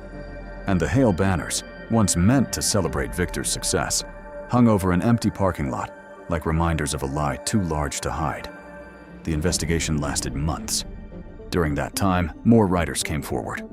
A widow from another county brought records from her husband's crash. A former employee described being told to replace expensive parts with cheaper ones. A supplier admitted that Hale had purchased batches of components that failed safety standards, but cost almost half as much. The evidence grew. So did the truth. Victor Hale was eventually charged with fraud, evidence tampering, falsifying repair records, and reckless endangerment connected to multiple motorcycle failures. Civil lawsuits followed. His business collapsed. The same reputation he had built by stealing Caleb's work became the thing that destroyed him. And the most painful part for Victor was that he could not blame anyone else. Every false signature, every altered record, every unsafe part, every rider placed at risk. All of it led back to him. Meanwhile, Riverton began to see Caleb differently. At first, people came to Henderson Motor Works out of curiosity. They wanted to see the mechanic from the news. They wanted to ask questions about the old case. Some came with apologies they should have offered years earlier. Caleb accepted some. Others he could not. Forgiveness, he learned, was not the same as pretending nothing happened. What mattered most was that Isaiah's name was cleared. The revised investigation confirmed that Isaiah had not caused the tragedy. He had tried to save others when the fire broke out. The city recognized him for his courage. A small memorial was placed near the site of the old accident, not as a monument to loss, but as proof that he had been brave when others were afraid. Caleb attended the dedication quietly. He did not give a speech. He stood beneath Isaiah's name and placed the burned spark plug at the base of the memorial for a few seconds before taking it back. This time, he did not see it as evidence of failure. He saw it as the beginning of the truth. Road Saints, MC, started a fundraiser to help Caleb keep his shop. He resisted at first. He did not want charity. He had spent too long believing that accepting help meant admitting weakness. But Malik reminded him that loyalty was not charity. Loyalty meant showing up when someone had spent years showing up for others. The money was enough to pay the bank, repair the roof, replace the failing electrical system, and repaint the front of Henderson Motor Works. Caleb refused to turn the place into something fancy. He did not want glass walls or polished chrome floors. He wanted the shop to remain what it had always been, a place where honest work mattered more than appearances. A few weeks later, a new sign went up above the garage. Henderson Motor Works. Built with truth, kept alive by loyalty. Malik came by every weekend after that. Sometimes he needed a repair. Sometimes he did not. Sometimes he simply sat on an old stool near the workbench while Caleb worked and talked about his daughter's new plans after graduation. She visited once too. She brought Caleb a framed photograph from the ceremony. In it, Malik stood in the back of the auditorium, soaked jacket, tired eyes, and a smile so wide it looked almost painful. She told Caleb that her father had made a promise and kept it. Caleb looked at the picture for a long time. Then he told her that promises were not always about being perfect. Sometimes they were about refusing to stop trying, even when the road was dark, the weather was cruel, and every reason to turn back was waiting behind you. Years earlier, Caleb had lost his son because he believed work had to come before everything else. That night in the storm, he chose differently. He chose to save a stranger's promise. And in doing so, he found the truth that finally brought his own son home. Because sometimes, the person who arrives at your door needing help is not there by accident. Sometimes they carry the missing piece of a story you thought was over. Sometimes the smallest act of kindness becomes the force that pulls years of darkness into the light. And sometimes, justice does not arrive like thunder. Sometimes, it comes quietly, in the sound of an old engine finally running the way it was always meant to run. If you believe that truth may take time, but it never stops searching for a way back, share this story with someone who needs to hear it. Stay down. People like you do not get to explain first. Most people had already decided what he was. We already know enough. To the store security guard, he was an easy target. To the assistant manager, he was the perfect excuse. I knew something was wrong. And to the shoppers passing by with their carts and baskets, he was just an uncomfortable scene they could pretend not to see. This does not feel right. You should have checked the cameras first. He noticed the manager watching too carefully, The truth is still here. and the young cashier looking terrified because she remembered the truth. He paid. I saw him pay.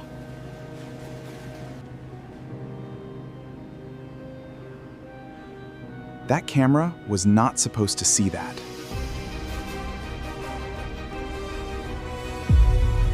My version is the one they will believe. They thought the story would end with a quiet man being blamed, embarrassed, and erased. No receipt, no proof. But the man on that floor had spent years protecting records from people who thought power gave them the right to rewrite reality.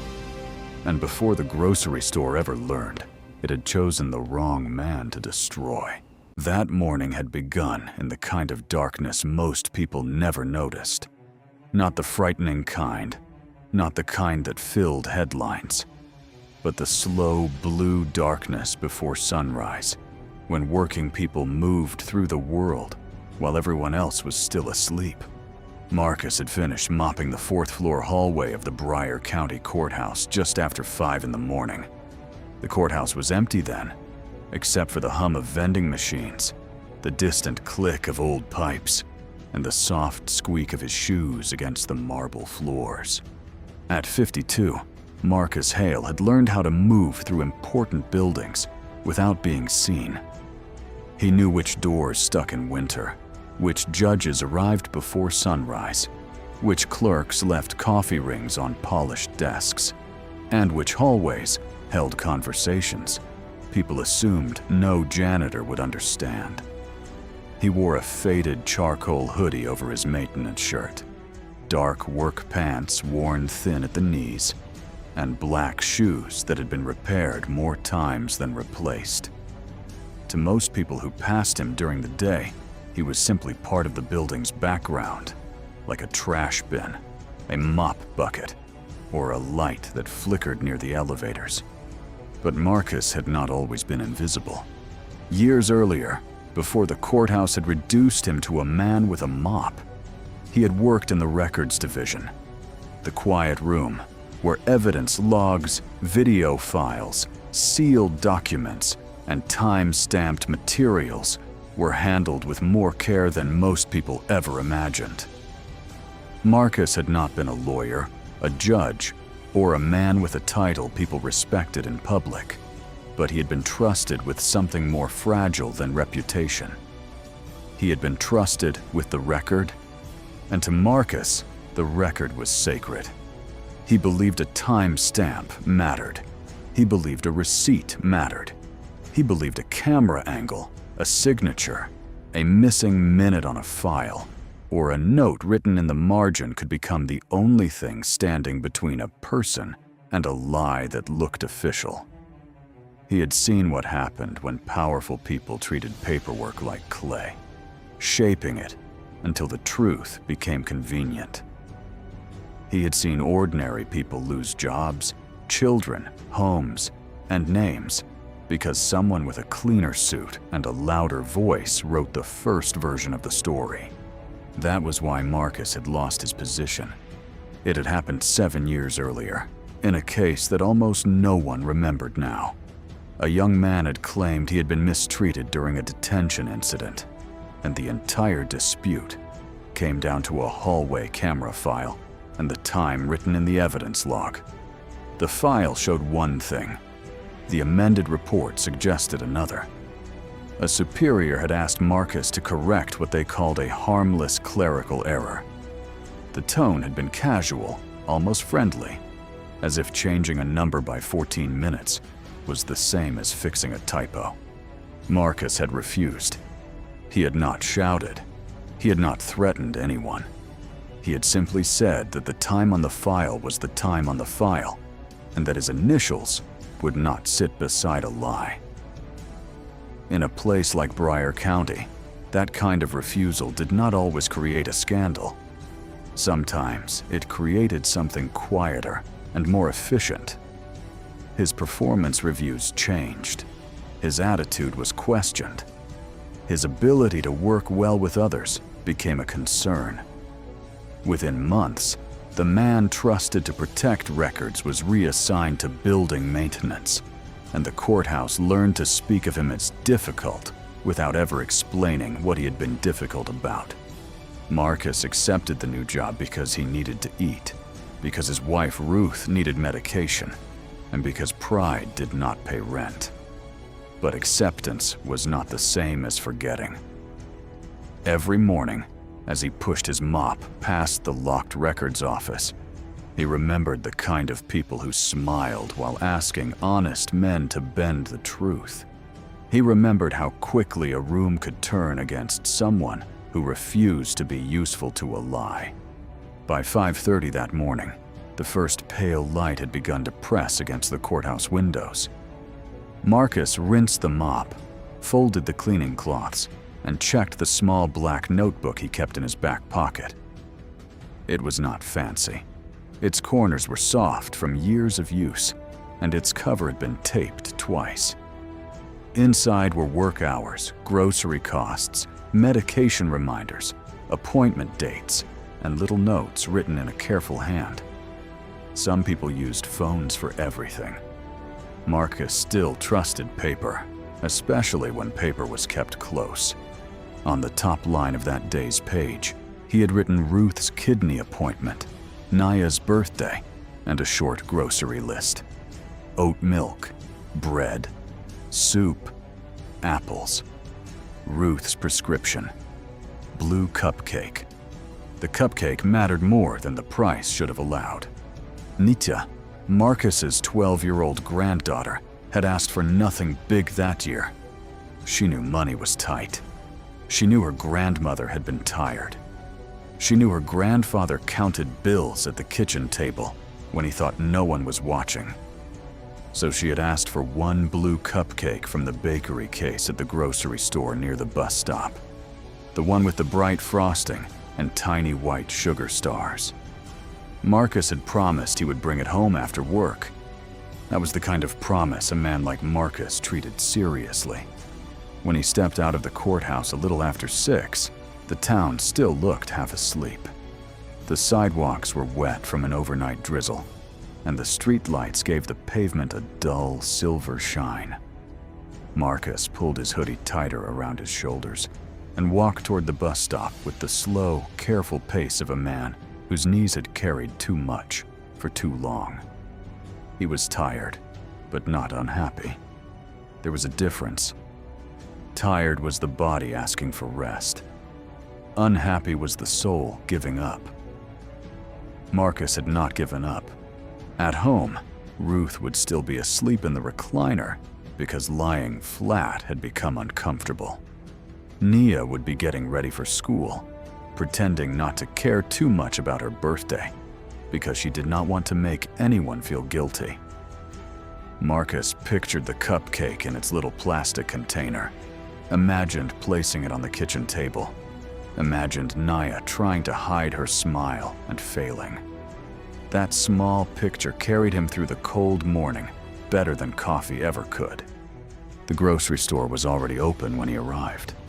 It was one of those clean, modern stores that tried to make ordinary things look expensive.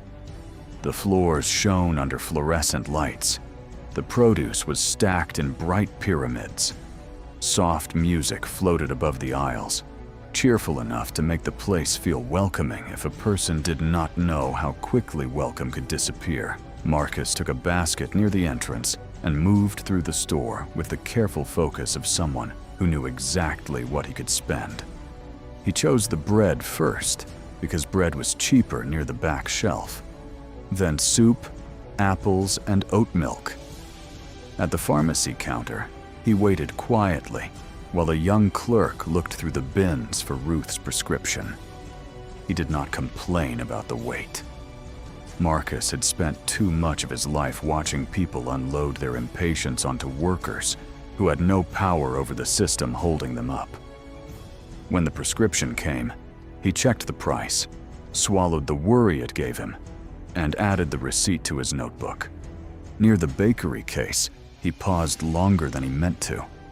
The blue cupcake sat in the front row, exactly where Nia had described it, bright and almost ridiculous beneath the cold glass.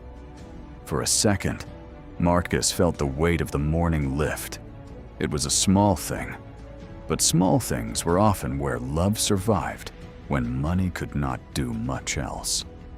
He asked for one, watched it placed carefully into a little container, and paid for it separately, so it would not get crushed under the groceries. The cashier who helped him was young, with kind eyes, and the nervous energy of someone still learning how to stand up in a workplace that rewarded silence. Her name tag was there, but Marcus did not need to read it to understand her. He recognized that look, the look of a person who saw more than she said. She noticed his notebook when he tucked the receipt between the pages. She noticed that he thanked her like her work mattered. She noticed that he did not rush her, did not talk down to her, and did not treat the small transaction as beneath him. Later, that would matter. At the time, it was just another quiet kindness in a morning full of ordinary things. But from the customer service counter, Victor Rowe was watching. Victor was the assistant manager, the kind of man who had learned to make authority out of a vest and a clipped tone. He was not the owner. He was not even the store manager. But he had enough control over schedules, complaints, and shift reports to make younger employees fear him and tired customers avoid him. He liked that. It gave shape to a life that had not become as impressive as he once imagined it would. Victor had been under pressure for weeks. Inventory numbers were wrong. Premium items had gone missing. Corporate had started asking questions in careful emails that sounded polite only to people who had never been blamed for anything.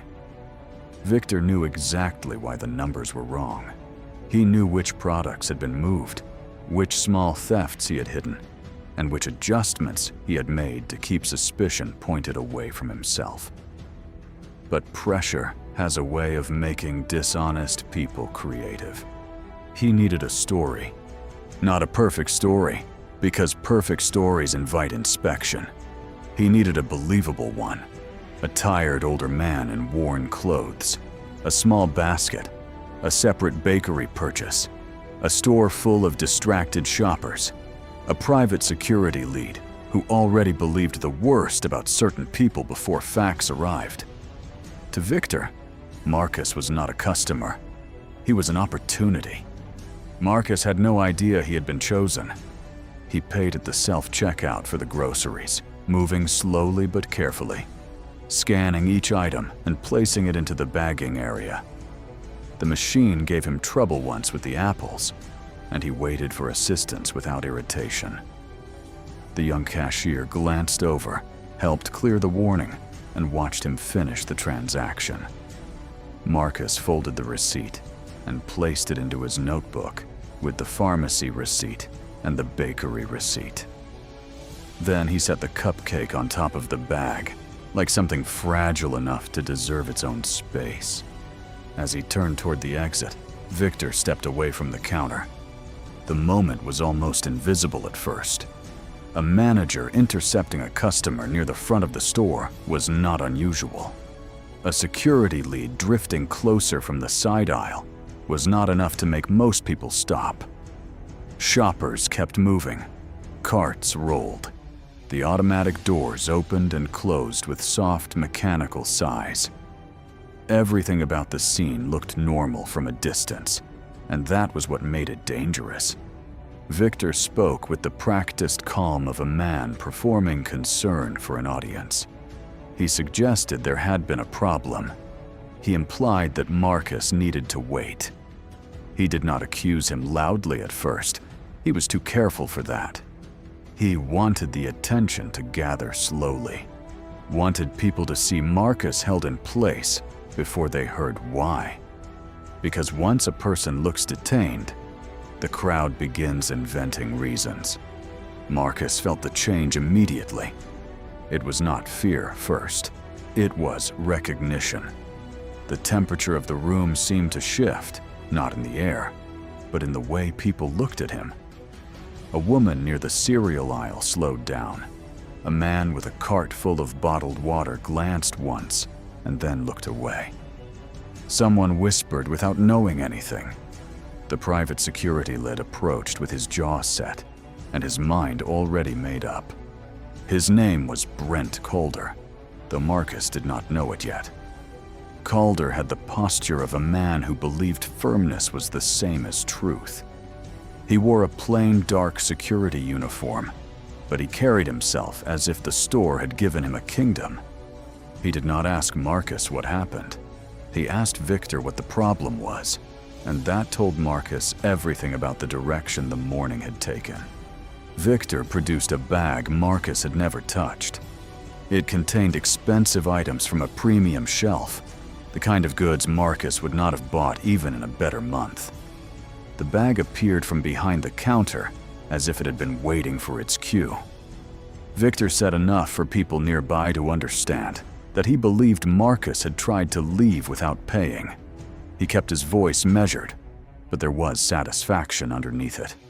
He was not discovering a crime. He was presenting one. Marcus reached for his notebook. That small movement made Calder stiffen. The security lead told him not to reach around, not to make things harder, not to act like he could talk his way out of what they had already found.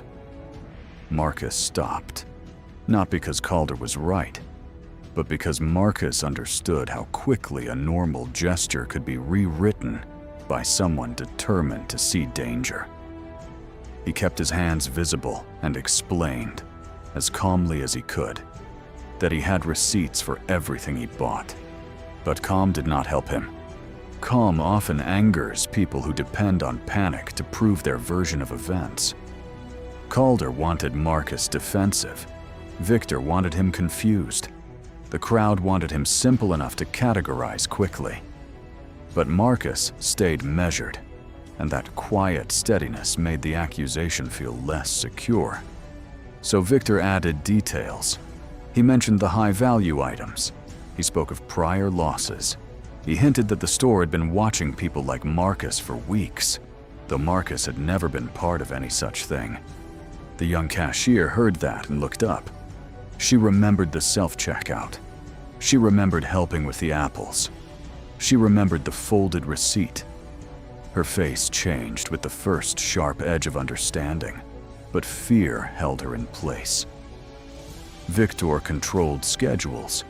Victor wrote evaluations. Victor knew how to punish people without making it look like punishment. She was 19, new, and not yet sure courage would protect her from consequences. Marcus saw her hesitation and did not blame her. That was one of the things people misunderstood about the quiet. They assumed silence meant weakness or approval. But Marcus knew silence had many shapes. Some silence was cowardice. Some was survival. Some was the terrible pause before a person decided what kind of witness they were willing to become. Calder stepped closer. Victor stood behind him.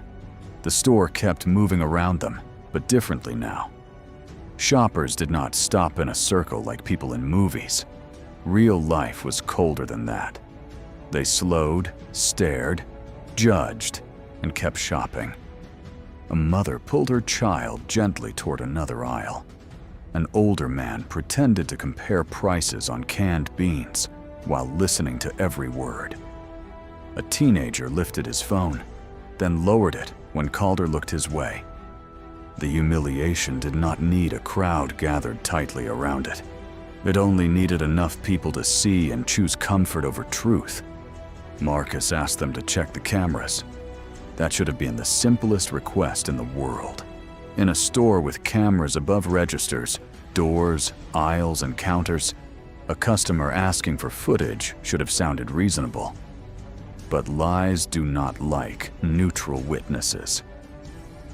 Victor's face tightened almost imperceptibly. Calder dismissed the request as if it were a trick. He said the matter was already clear enough, and Victor nodded too quickly. Marcus noticed that too. He noticed the nod. He noticed the security lead standing between him and the exit. He noticed Victor's eyes cutting once toward the freezer aisle and then away. He noticed the young cashier pressing her lips together, as if the truth were physically hurting her. Most of all, he noticed the small red light above the freezer case. It was not one of the obvious store cameras mounted in black domes from the ceiling. It was smaller, placed near a service panel, the kind installed by an outside maintenance company to monitor temperature access and after-hours service. Marcus had seen hundreds of cameras in his old job. He knew the difference between a camera controlled by a building and one maintained by a vendor. He knew that sometimes the most important witness was the one powerful people forgot existed. For the first time that morning, Victor had chosen the wrong man. Not because Marcus was rich, he was not. Not because Marcus had influence, he had very little. Not because anyone in that store was ready to protect him. Most were not. Victor had chosen the wrong man because Marcus understood records the way other people understood weather. He could feel when a story was being built against him. He knew where to look for the thing that would survive after voices finished lying. Still, knowledge did not save him from shame. Calder's voice grew harder. Victor's expression became more wounded and official, as if he were the victim of Marcus's refusal to accept guilt. The cupcake slipped from the top of the grocery bag during the confusion and landed near the wheel of a shopping cart. No one meant to crush it, or maybe no one cared enough to stop it from being crushed. The little blue frosting smeared across the clear plastic lid, and for one painful second, Marcus thought not of the accusation, not of the security guard, not of the watching shoppers, but of Nia. He had promised her. That was the detail that almost broke him. Not the embarrassment, not the way people looked at him, not even the false accusation. Marcus had survived worse things than public judgment. But the cupcake on the floor, bright blue and ruined under fluorescent light, carried a cruelty no report would ever capture. It was proof that lies do not only attack the accused, they reach outward. They touch birthdays, kitchens, sick wives, children waiting at home, and every small hope a tired person has carried through the morning. Marcus lowered his eyes, not in surrender, but to steady himself. He had learned long ago that anger, when displayed by the wrong person in the wrong room, becomes evidence for the other side. So he swallowed it. He let his breathing slow. He kept his face as calm as he could, while the people around him mistook restraint for guilt. Inside, however, he was already preserving the morning, the time, the aisle, the position of the cupcake, the order of the receipts, the camera above the freezer, the cashier's face, Victor's glance, Calder's words. A record could begin in the mind before it reached paper. By the time Marcus was finally led away from the front of the store and into the small back office, the public part of the humiliation had already done its damage. People would remember him as the man stopped near the exit. Some would tell themselves they had seen stolen goods, though they had only seen a bag Victor produced. Others would remember the security guard's confidence and mistake it for proof. A few would feel uneasy later, maybe while unloading groceries at home. But uneasiness was not the same as testimony. In the back office, Victor's performance changed. Without the shoppers nearby, his concern became impatience. Calder began writing an internal incident note before Marcus had finished explaining. That detail mattered. A fair record listens before it writes. A false one arrives with blank spaces already shaped like conclusions. Marcus asked again for the cameras to be checked.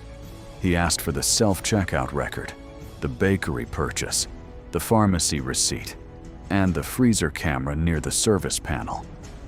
Each request made Victor more uncomfortable. Calder, however, treated the details as noise. To him, certainty was easier than accuracy. He had already decided which man in the room deserved belief. Marcus was eventually released from the office, but not cleared. That was another kind of cruelty. They did not need to hold him forever to damage him. They only needed to let him leave under a cloud, with his groceries disturbed, his cupcake ruined, and his name attached to an accusation that could follow him in ways no apology could fully undo. Victor kept the premium item bag. Calder kept copies of what he claimed mattered. The receipts Marcus had placed in his notebook were no longer where they had been. That was when the morning became more than humiliation. Marcus noticed the missing receipts before he reached the bus stop. He stood under the gray morning sky with the grocery bag hanging from one hand and the ruined cupcake container in the other. His fingers moved through the notebook once, then again, slowly. The pharmacy slip was still there, tucked between 2 pages. The small list was still there. But the grocery receipt and bakery receipt were gone. For a moment, he simply stood still. A younger man might have rushed back into the store. An angrier man might have shouted. A more naive man might have assumed it was a mistake. Marcus did none of those things. He looked back at the bright entrance, at the shoppers moving in and out as if nothing important had happened there. and he understood that the story had not ended when they let him walk away. It had just become harder to prove. He took out his pen and wrote down the time. That was the first thing Marcus did. Standing beneath the bus stop shelter with the ruined cupcake in one hand and the grocery bag in the other. He wrote the hour, the weather, the number of the checkout lane, the color of the manager's vest, the position of the freezer camera, and the exact moment he realized the receipts were missing. He did not write with trembling anger. He wrote with the careful discipline of a man who had learned that memory becomes stronger when it is anchored to details.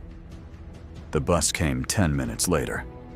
Marcus sat near the back, holding the grocery bag close to his knees. People boarded around him with their phones, lunch bags, tired faces, and ordinary morning thoughts. No one knew that the man in the faded hoodie had just been publicly accused, humiliated, and quietly robbed of the very proof that could clear him. That was another cruelty of injustice. The world did not stop for it. Traffic moved. Coffee was poured. School doors opened. People complained about weather and schedules, while someone else's life had already been pushed off balance. Marcus kept looking at the cupcake. The plastic container had cracked on one corner. The blue frosting had smeared against the lid, and the little white sugar stars were pressed into a shapeless mess. It was still technically a cupcake, but it no longer looked like something a grandfather could place proudly in front of a birthday girl. It looked like evidence of carelessness, as if he had failed at the one small thing Nia had asked from him. That thought hurt more than the accusation. When Marcus reached the apartment, the sun had risen enough to make the windows look pale. Ruth was awake in the recliner, wrapped in the old brown blanket she insisted was still good, even though the edges had begun to fray. Illness had made her movement slower, but it had not taken the sharpness from her eyes. She knew Marcus's face before he said anything. Wives who have survived hard years learn to read silence the way others read headlines. Nia was at the kitchen table with her backpack open and one shoe untied, pretending to study a worksheet while secretly watching the door. She was trying to act older than 12. Children in houses with medical bills often learn that trick early. They learn to make their hopes smaller, to ask for less, to smile quickly when adults look tired. But when she saw the damaged cupcake container in Marcus's hand, the pretending fell away. Marcus placed the groceries on the table gently. He apologized without making excuses. He told Nia that something had happened at the store, that the cupcake had been damaged, and that he would make it right. He did not tell the whole story immediately. Not because he wanted to hide the truth, but because he could not bear to place the ugliness of that morning directly into her birthday, before she had even gone to school. But Nia saw more than he wanted her to see. She saw the way his fingers moved carefully, as if his wrist was sore. She saw the tightness around his mouth. She saw Ruth sit up straighter, suddenly alert. And she saw the black notebook on the table, open to a page filled with notes that did not look like a grocery list anymore. Ruth asked what they had done to him. Marcus could have softened it. He could have blamed confusion, policy, a misunderstanding, anything that made the world feel less intentional.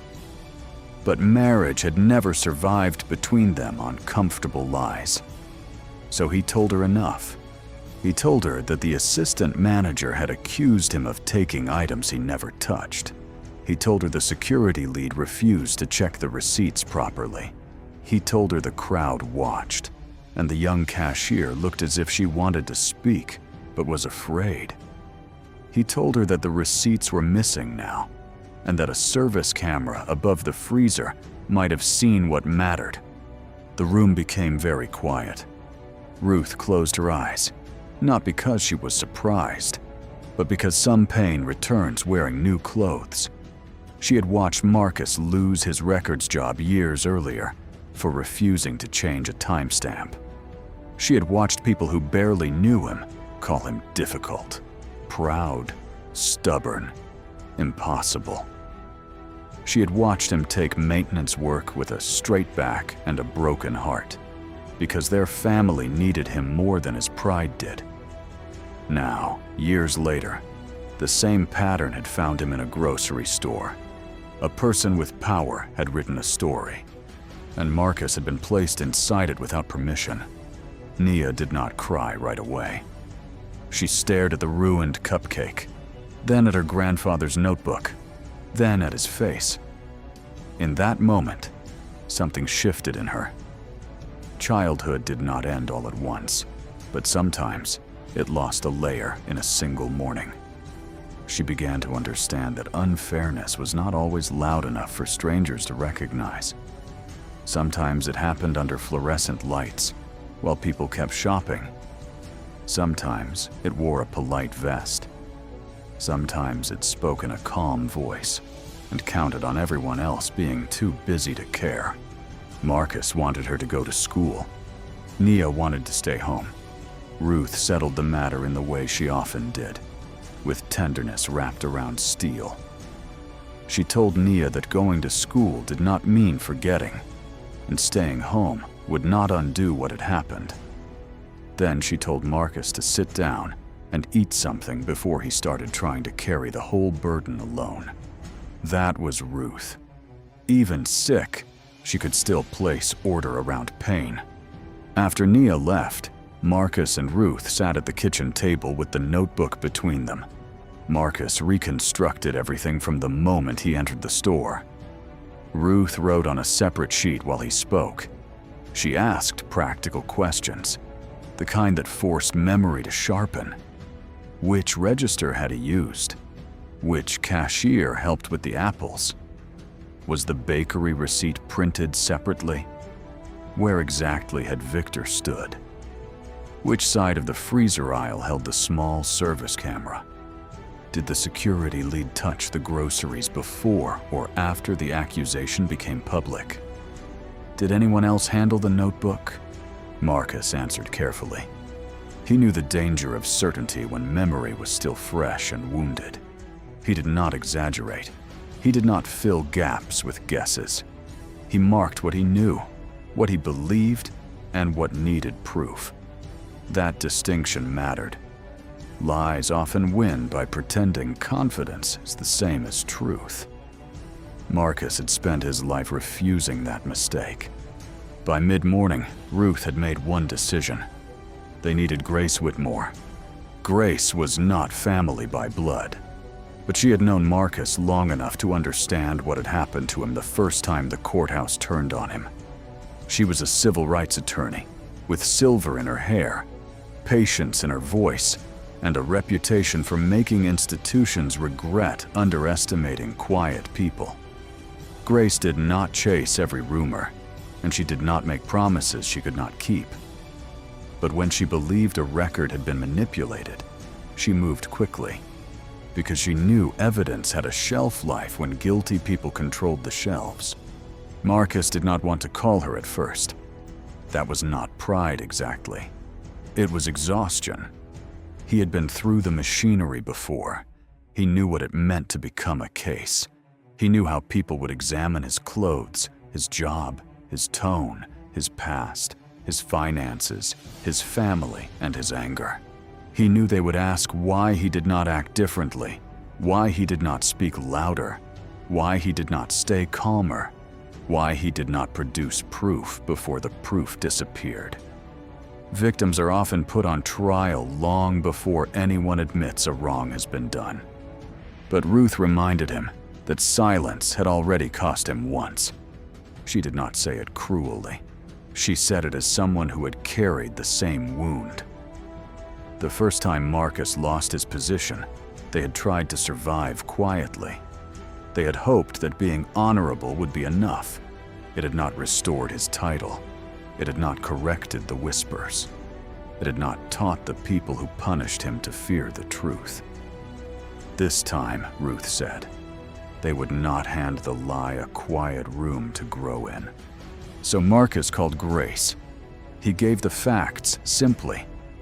He did not dramatize the humiliation. He did not begin with outrage. He began with the missing receipts and the service camera. That told Grace everything she needed to know about the man on the other end of the phone. Many people call lawyers with feelings first. Marcus called with a chain of custody forming in his mind. Grace listened without interrupting. Then she asked for times, names, descriptions, and any proof still in his possession. When Marcus mentioned the freezer service camera, there was a pause, not of confusion, but of recognition. Grace knew the value of a camera controlled outside the place where the lie had begun. She told Marcus not to contact the store again on his own, not to post anything, not to threaten anyone, and not to let anger give them a distraction. The first move, she said, had to be preservation. Within the hour, Grace's office sent formal preservation notices to the grocery store, the outside refrigeration company, the security contractor, and the pharmacy system connected to the purchase records.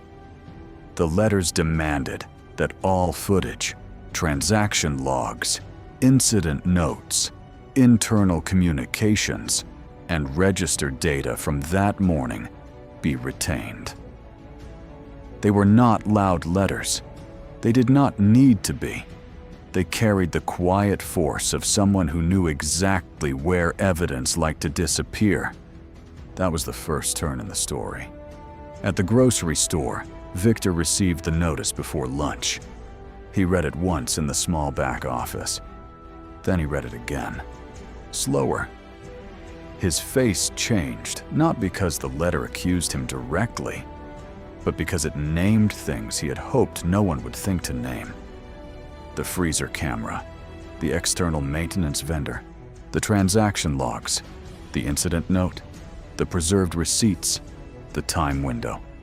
Victor had expected Marcus to complain, maybe to call the store manager, maybe even to shout into a phone and be dismissed as emotional. He had not expected preservation language. He had not expected a lawyer to move before the end of the workday.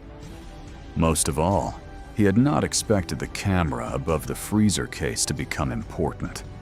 That little camera had always annoyed him. It belonged to the refrigeration maintenance company, not the store's main security system. It existed because expensive freezer failures could ruin inventory overnight, and corporate did not like losing money to broken equipment. It recorded service access, temperature checks, and movement around the freezer doors. Victor had ignored it because it was not part of the camera system he usually reviewed. It was just another small device with a blinking red light, too ordinary to fear. Now he feared it. Calder did too, though he showed it differently. The private security lead did not panic. Men like Calder rarely panic in a way others can see. Instead, he became more certain, more rigid, more offended that anyone would question his handling of the incident. He told himself the matter would hold because Victor had made the initial complaint and Marcus had looked suspicious. He repeated that phrase in his head until it felt almost like evidence. Looked suspicious. It was one of the most dangerous phrases in the world because it often revealed more about the person looking than the person being judged. By the end of that day, the store manager had been informed. Corporate had been informed. The outside maintenance vendor had been contacted. The incident had moved from a small back office into email threads, where careful people began choosing careful words. No one wanted to admit fault. No one wanted to accuse Victor too quickly. No one wanted to believe that a private security lead had helped bury receipts, or that an assistant manager had created a false accusation to distract from missing inventory. Institutions rarely begin by searching for truth. They begin by searching for exposure. At home, Marcus waited. Waiting was harder than writing the time. Harder than calling Grace. Harder even than walking out of the store with strangers' judgment still clinging to his back. Waiting gave the mind too much room. He imagined the footage being deleted. He imagined the vendor saying the camera had not recorded. He imagined Victor explaining everything away. Calder doubling down. The cashier staying silent. And the story becoming another fog of maybe and maybe not. Ruth watched him pace the small living room until his knees started bothering him. Then she told him to sit. He did. Not because pacing was useless, but because Ruth had always been better at making commands sound like care. Nia came home from school quieter than usual. She had told no one about the cupcake. She had not eaten the lunch Ruth packed. She had spent the day thinking about the way her grandfather wrote things down, about the receipts missing from the notebook, about the cashier who had seen the truth and said nothing in time. Children often understand injustice in simpler language than adults.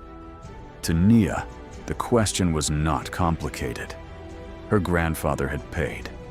Someone lied. People watched. The proof had to be found. That evening, she sat beside Marcus with the damaged cupcake container between them. He had tried to buy another one from a different bakery on the way home, but the store had only plain vanilla left, and something in him refused to pretend replacement was the same as repair. Nia surprised him by touching the cracked container gently and saying it still counted because he had tried. Marcus looked away then, because grace from a child can break a man more completely than cruelty from an adult. He promised her again that he would make it right. But even as he said it, he knew making it right would not mean only replacing a cupcake. It would mean pulling a lie into the light. It would mean forcing people who had looked away to look again. It would mean entering the machinery he had spent years avoiding, and trusting that this time, the record might be stronger than the people trying to bend it. The next morning, Grace called. Her voice was controlled, but Marcus heard the energy beneath it. The maintenance company had confirmed the freezer camera existed. It had recorded continuously that morning.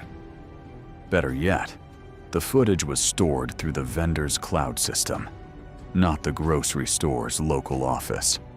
The store could request access, but it could not quietly erase the original. The files were being preserved. Marcus closed his eyes. For the first time since the incident, he allowed himself to breathe fully. Grace warned him that preserved did not mean won. Footage had to be reviewed. Angles could disappoint. People could claim context. Lawyers could make simple truths look complicated if they had enough time and money. But she also told him the camera covered part of the aisle near the freezer and part of the path behind the customer service counter. That was enough to matter. Maybe enough to change everything. 2 days later, Grace asked Marcus to come to her office. Ruth insisted on going with him. Nia insisted too, but Marcus hesitated. He wanted to protect her from seeing the worst parts again. Ruth gently reminded him that Nia had already seen the ruined cupcake, the trembling hands, and the silence after.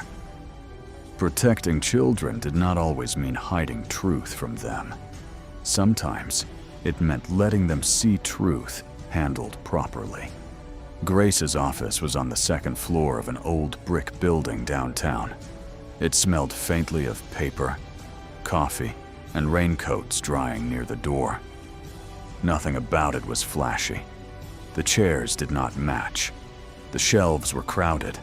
The walls held framed certificates, community awards, and photographs of people who looked as if they had once arrived there with their names damaged and left with them restored. Grace greeted Marcus with both warmth and focus, She did not pity him. Marcus appreciated that. Pity can make a person feel small, even when it is kindly meant. Grace treated him like a witness to his own life, a man whose memory mattered. She placed a folder on the table, then turned her laptop so the family could see the screen. The first clip was from the self-checkout. It showed Marcus scanning the bread, soup, apples, and oat milk. It showed the young cashier assisting him when the machine paused. It showed Marcus finishing the purchase and placing the receipt into his notebook. The angle was distant, but clear enough. Grace did not speak over it. She let the truth occupy the room without decoration. Ruth's hand found Marcus's under the table. The second clip showed the bakery counter. Marcus paid separately. The cupcake was placed in its container. The receipt was printed. Marcus tucked it away. Nia watched that part with her lips pressed tight, as if she were trying not to feel too much in front of adults. The cupcake, before it was ruined, looked bright and small and innocent. Then came the freezer camera. The footage was not beautiful. It was high, slightly wide, and colder in color than the store's main cameras. But it saw what mattered. It saw Victor near the premium shelf before Marcus ever entered that aisle. It saw him handling the bag of expensive items. It saw him place the bag behind the customer service counter, out of the normal customer path. It saw Marcus pass by later without touching those items at all. Grace paused the video there. No one said anything. Then she let it continue. The camera did not show every angle of the confrontation, but it showed enough. Victor brought the bag forward after Marcus had paid. Calder stepped in. Marcus reached toward his notebook, then stopped. The crowd shifted around them. The young cashier looked over from the self-checkout station.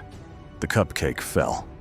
A shopping cart wheel caught the edge of the container and crushed it as the shopper moved past, unaware or unwilling to stop. Nia made a small sound then. Marcus reached for her hand, but his eyes stayed on the screen. The final clip showed the back hallway. It was not from the freezer camera, but from another angle Grace had obtained through the preservation demand. It showed Calder alone after the incident, holding folded slips of paper. It showed him place them into his pocket instead of attaching them to the incident materials. It did not capture his thoughts. It did not need to. Some actions are plain enough when placed beside the truth they were meant to hide. Grace closed the laptop. The office felt different after that. Not triumphant. Not yet. Truth, when finally seen, does not always bring immediate joy. Sometimes it brings grief first, because it proves the pain was real, the suspicion was manufactured, and the humiliation did not have to happen. Ruth was the first to speak, but her words were less a question than a verdict. They had known it. Now the record knew it too. Marcus sat very still. For years, people had told him in different ways that records were cold things, that paperwork had no soul, that video could not understand dignity, that timestamps were technical details. But in Grace's office, watching the lie unravel frame by frame, Marcus felt again why he had once sacrificed his position over 14 minutes. The record could not love him. It could not comfort Nia. It could not undo Ruth's worry or restore the cupcake. But it could refuse to forget. And sometimes refusing to forget is where justice begins. Grace explained the next steps. They would not simply release the most shocking clip and hope public anger did the rest. That was how stories became noise. They would build the timeline first. The self-checkout receipt, the bakery purchase, the pharmacy record, the freezer camera, the back hallway footage, the missing slips, The internal note written before Marcus's explanation was complete. The cashier's statement, if she could find the courage to give one. The prior inventory discrepancies connected to Victor. Marcus listened carefully. He was relieved, but he was not naive. He knew the other side would respond. Victor would claim confusion. Calder would claim procedure. Corporate would claim concern. Someone would say the footage lacked context, even though the whole lie had depended on denying context in the first place. Someone would say Marcus should have been more cooperative. Someone would say the security lead was only doing his job. Someone would say mistakes happen. Grace knew all of that too. That was why she looked at Marcus and told him they would not let the case become a debate about his attitude. They would make it about the record, not feelings first, not outrage first. The record first. Because once the record was clear, the feelings would know where to stand. Before they left the office, Nia asked if the video meant everyone would believe him now. It was the kind of question only a child could ask with such painful innocence. Grace did not lie to her. She said some people believe truth when they see it. Some people resist it because it costs them something. And some people only believe it when everyone else does. That was why truth needed witnesses, documents, pressure, and courage all at once. Nia nodded as if she understood more than anyone wanted her to. On the way home, Marcus looked out the bus window at the grocery store when they passed it. Through the glass, he could see shoppers moving under bright lights, pushing carts, comparing prices, choosing cereal, buying flowers, living inside the comfort of ordinary errands. The building looked the same. That bothered him for reasons he could not fully explain. A place where a lie had been built should have looked different afterward. It should have carried a mark. But buildings rarely confess. People have to make them. That night, Grace began preparing the release. Not a reckless post. Not an emotional accusation thrown into the internet. A structured statement with timestamps, preserved footage, transaction confirmation, and a clear demand for accountability. She contacted the store's corporate office again, this time with enough attached proof to make denial dangerous. She contacted the security contractor. She prepared to contact local media if they chose silence over action. Victor did not sleep much that night. Neither did Calder. But Marcus did, for the first time since the morning in the store. Not deeply, not without waking once to check the notebook on the bedside table, but enough to let his body rest. He had spent years believing the truth mattered even when nobody thanked him for protecting it. Now, at last, the truth had begun protecting him back. By sunrise, the story was no longer just his memory. It was a timeline. It was footage. It was receipts. It was a young cashier deciding whether fear would own her voice. It was a granddaughter, learning that dignity sometimes needed documents beside it. And it was a quiet man in a faded hoodie, standing at the edge of a fight he never wanted, realizing that the people who tried to erase him had left their own fingerprints all over the lie. Grace did not release the evidence that afternoon. She knew better than to throw truth into the world before giving it a spine. A raw clip could be twisted. A single angle could be questioned. A few seconds could become entertainment, argument, or noise. What Marcus needed was not noise. He needed a record so complete that every excuse would have to walk past its own reflection before reaching the public. So, Grace built the timeline carefully. She placed Marcus's notebook beside the self-checkout log. She placed the bakery receipt beside the footage of the cupcake purchase. She placed the pharmacy time beside the bus schedule.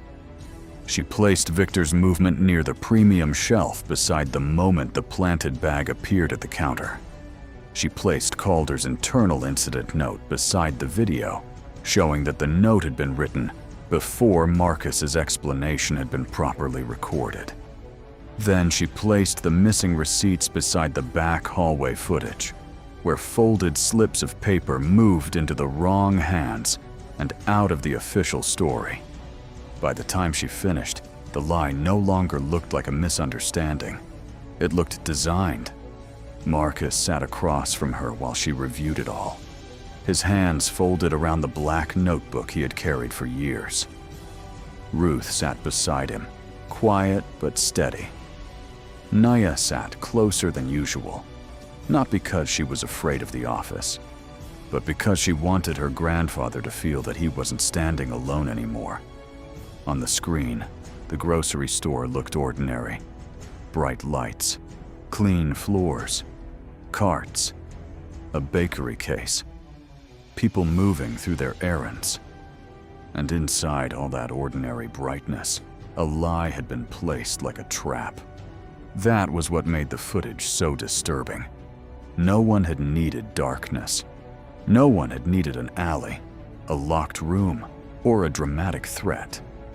The harm had happened in public, under lights, beside shelves of cereal and bread, while ordinary shoppers decided the scene was none of their business. Grace understood that this was the part people would recognize.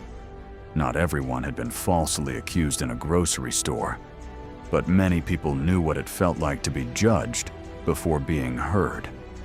Many knew what it meant for a confident person with a title to be believed faster than a quiet person with proof. Before releasing anything, Grace gave the store one final chance. Her letter was direct. She told corporate that the footage, transaction records, witness information, and preserved notes confirmed Marcus had paid for his items, had not touched the premium goods, and had been falsely accused in a way that caused public humiliation and emotional harm. She demanded a public correction, an apology naming the wrong, immediate action against Victor, full disclosure from the security contractor, protection for the cashier, and compensation that recognized not only the ruined groceries, but the damage to Marcus's dignity. The response came the next morning. It was polished, careful, and empty. Corporate expressed concern. They said they were reviewing the matter. They asked for patience.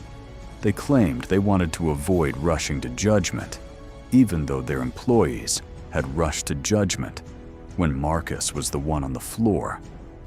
They did not name Victor's conduct.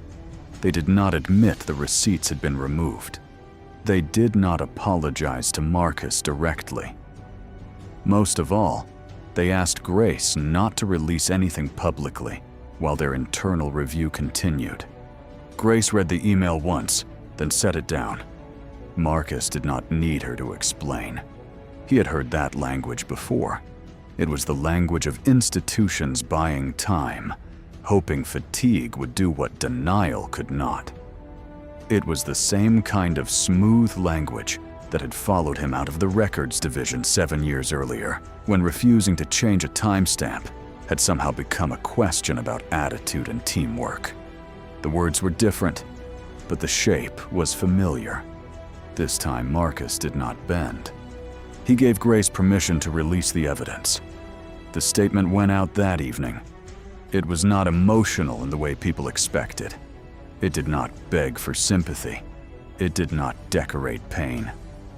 It laid out the morning with timestamps, receipts, preserved footage, and a clear explanation of what the video showed. It said Marcus had been falsely accused after paying for his groceries. It said a store manager had introduced items Marcus never handled.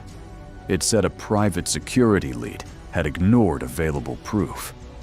It said receipts later disappeared from Marcus's notebook. It said the freezer service camera forgotten by the people who built the lie, had preserved the truth. For the first hour, only a few people noticed. A local reporter shared it, then a community organizer, then a courthouse employee who remembered Marcus from the records division and wrote that he had once been punished for protecting evidence too carefully. That one sentence changed the temperature of the story. People began looking more closely. They watched the clip of Victor placing the bag. They watched Marcus paying at the self-checkout. They watched the cupcake fall and be crushed while people continued shopping. They watched the young cashier's face as she realized what was happening. And then they watched Marcus, calm, humiliated, and observant, noticing the camera no one else remembered. By midnight, the store's silence had become louder than any statement it could have issued. The next morning, news vans arrived outside the grocery store. Corporate closed the entrance for an hour and called it a security concern. Employees were told not to speak to reporters. Victor did not come to work. Calder's contractor announced that he had been placed on leave pending review. The store manager released a short message about taking the allegations seriously, but by then, the public had seen enough polished language to recognize fear wearing a suit. The cashier came forward that afternoon. Her name was Lena Ortiz. She was 19, still new enough to believe that doing a job well might protect her, and old enough to realize that workplaces often protect power before truth. She contacted Grace first because she was terrified of losing her job. Grace took her statement privately and made sure she understood what could happen. Lena said Marcus paid. She said she helped clear the self-checkout warning. She said she saw him place the receipt into his notebook. She said Victor had been unusually focused on Marcus before the accusation. She said she wanted to speak earlier, but fear had locked her throat. Marcus did not condemn her for that fear. He knew how fear worked when the person above you controlled your schedule, your hours, and your ability to pay rent. He also knew that courage delayed was not the same as courage denied. Lena had come forward before the lie could fully settle. That mattered. Her statement pushed the story further. Other employees began to talk. One remembered Victor moving premium items near the stockroom on previous shifts. Another remembered inventory reports that never seemed to match what workers saw. A third said Victor had warned employees not to question management decisions in front of customers. Piece by piece, the image of a concerned assistant manager collapsed. What appeared in its place was a man protecting himself by creating suspicion around someone else. Corporate suspended Victor officially by the end of the week. The word suspended did not satisfy Nia. She wanted stronger words. She wanted fired, exposed, punished, named. Marcus understood her anger, but he had learned that justice often moved slower than the wound. It did not mean it was not moving. Grace reminded the family that the first fall of a powerful person is rarely the final consequence. It is only the moment when distance begins. People who were once protected by institutions suddenly become liabilities to them. That was happening to Victor now. Calder tried to defend himself.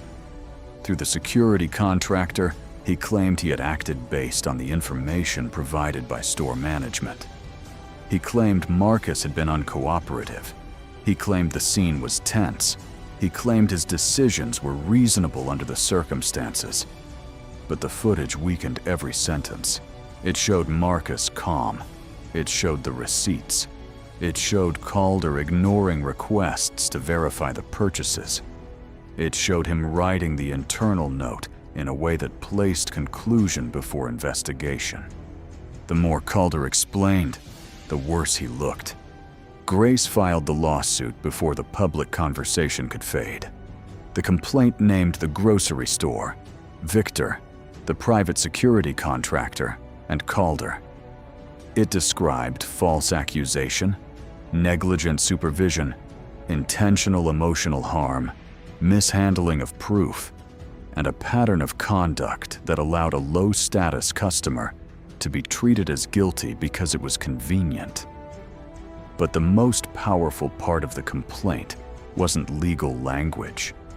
It was the story of a man who had spent years protecting records from manipulation, only to be nearly destroyed by people who assumed no one would check the record. That part traveled. Church leaders repeated it. Local teachers discussed it with older students. Workers at the courthouse whispered about it in elevators. People who had once ignored Marcus while he mopped their hallway began remembering that he had been more than a maintenance worker. Some remembered him from the records division. Some remembered his quiet refusal to alter a time entry years earlier. A few remembered how quickly he had disappeared from that department afterward. Then came the envelope.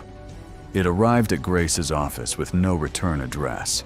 Inside were copies of old courthouse documents, performance reviews from before Marcus's refusal, all positive. Notes from after his refusal, suddenly critical. Internal emails discussing his lack of flexibility, a memo suggesting reassignment, and a copy of the disputed time entry request that had cost him his position without ever being called punishment. Grace studied the papers for a long time. They did not directly say the courthouse had retaliated. Documents created by careful people rarely confess so openly. But the pattern was there. Before Marcus refused to alter the record, he was reliable, precise, trusted, and professional. After he refused, he became difficult, resistant, and not a good fit. The words had been chosen to hide the truth, but the dates placed them under a light they could not escape. When Marcus saw the documents, he did not smile. Vindication is not always joyful. Sometimes, it feels like standing in front of an old wound and realizing it was exactly as deep as you remembered. For 7 years, Marcus had carried the weight of being quietly demoted, while others called it complicated.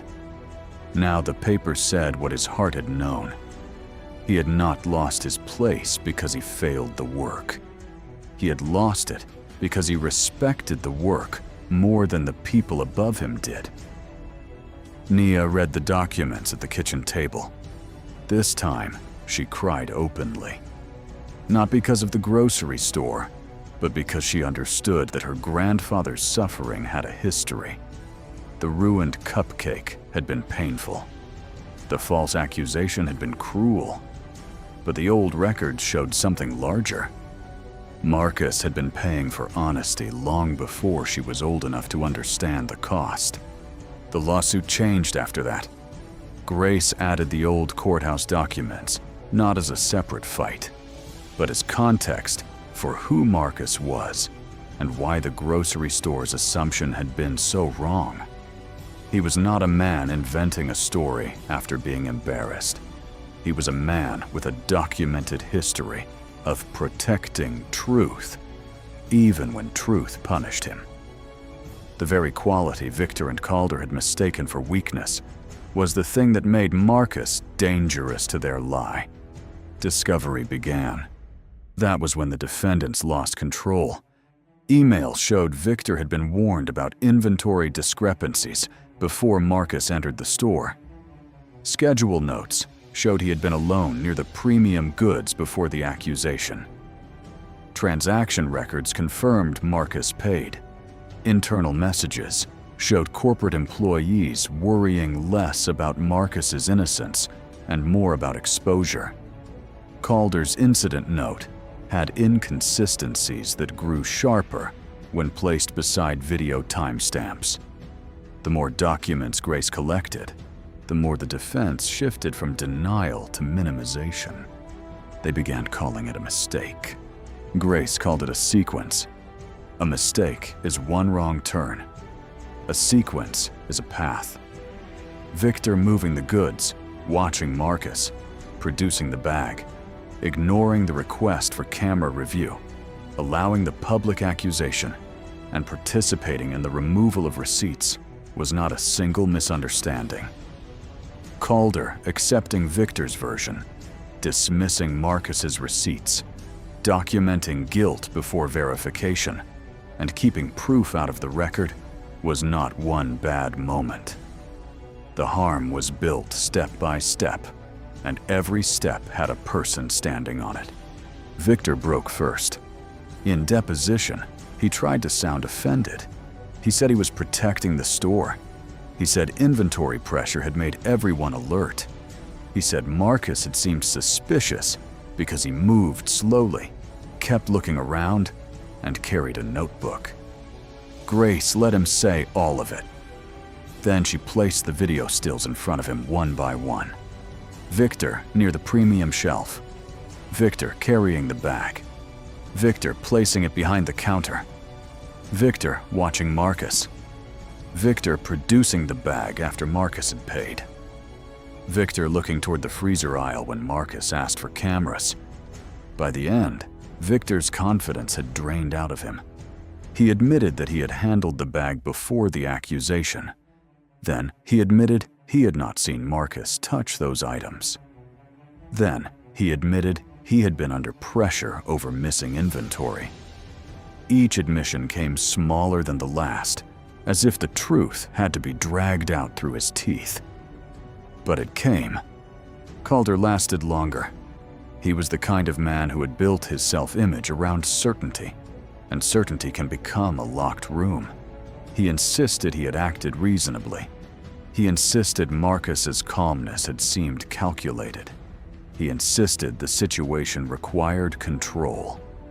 Grace asked him whether control mattered more than accuracy. He avoided the question. She asked whether he had checked the receipts before writing the incident note. He did not answer directly. She asked whether a person in plain clothes was easier for him to doubt than a manager in a vest. That question stayed in the room long after his lawyer objected. The case did not reach a full public trial. That disappointed some people, but Grace told Marcus that justice was not measured only by courtroom drama. After the depositions, after the documents, after the public pressure, and after the security contractor realized Calder had become impossible to defend cleanly, the defendants asked for mediation. Marcus did not want a quiet settlement that buried the truth. Grace made that clear before the first meeting began. No agreement would exist without public correction. That became the line. The final resolution came with money, but money was not the heart of it. The store issued a public statement acknowledging that Marcus had paid for his purchases, had been wrongly accused, and had been treated in a way that violated basic standards of dignity and fairness. Victor was terminated. The company referred his conduct related to inventory manipulation for further review. Calder was dismissed by the security contractor and later lost his license to work in private security after the review board found he had mishandled the incident and failed to preserve customer proof. The store agreed to retrain employees, revise accusation procedures, protect workers who came forward, and require immediate preservation of footage when a customer disputed an accusation. Grace also secured something Marcus had not expected. A correction letter was sent to the courthouse leadership, accompanied by the old documents and the public record of the grocery case. It did not force the county to rewrite history completely, but it forced them to acknowledge that Marcus's prior work and records had been professional, careful, and respected before the disputed reassignment. It also led to a small public recognition from a county oversight committee, praising the importance of evidence integrity and naming Marcus as someone who had upheld that principle. It was not everything, but it was not nothing. The ceremony was small, Marcus almost did not attend. He did not trust ceremonies easily. Too many institutions used plaques to cover the cracks they refused to repair. But Ruth told him that Nia needed to see the room say his name correctly. So he went. He wore his best jacket, the one Ruth had brushed twice that morning. Nia stood beside him with her shoulders straight. Grace stood in the back, watching like a person who had seen many victories and knew none of them arrived clean. When Marcus's name was spoken, he did not feel pride first. He felt the younger version of himself standing somewhere inside him, the man who had refused to change 14 minutes, and then walked out of the records division with his future quietly damaged. He wished that man could have known this moment would come. Not because it would undo the loss, but because it would prove the loss had not been meaningless. Afterward, Nia asked if he felt better. Marcus told her the truth in the gentlest way he could. He felt lighter, but not untouched. There are some things justice repairs, and some things it can only honor. The public apology did not erase the grocery store floor. The settlement did not uncrush the cupcake. Victor's termination did not give back the years Marcus had spent being treated like a man who had fallen because of his own attitude. But the lie had not won. That mattered. The record had held. A week later, Marcus returned to the grocery store. He went alone first. Ruth wanted to come. Nia wanted to come. Grace advised him not to push himself. But Marcus knew there was a difference between avoiding a wound and letting it own the map of your life. He needed to walk through those doors again under his own power. The store looked the same and different. The floors still shone.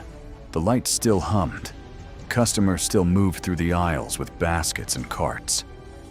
But near the customer service counter, Victor was gone. Near the entrance, a new sign explained customer verification procedures without naming the case. Employees glanced at Marcus with recognition, some embarrassed, some respectful. Lena saw him from the self-checkout station and froze for half a second before stepping forward. She did not offer a dramatic apology in front of everyone. She did something better. She treated him carefully, normally, respectfully. She asked if he needed help finding anything. Marcus thanked her. That was all.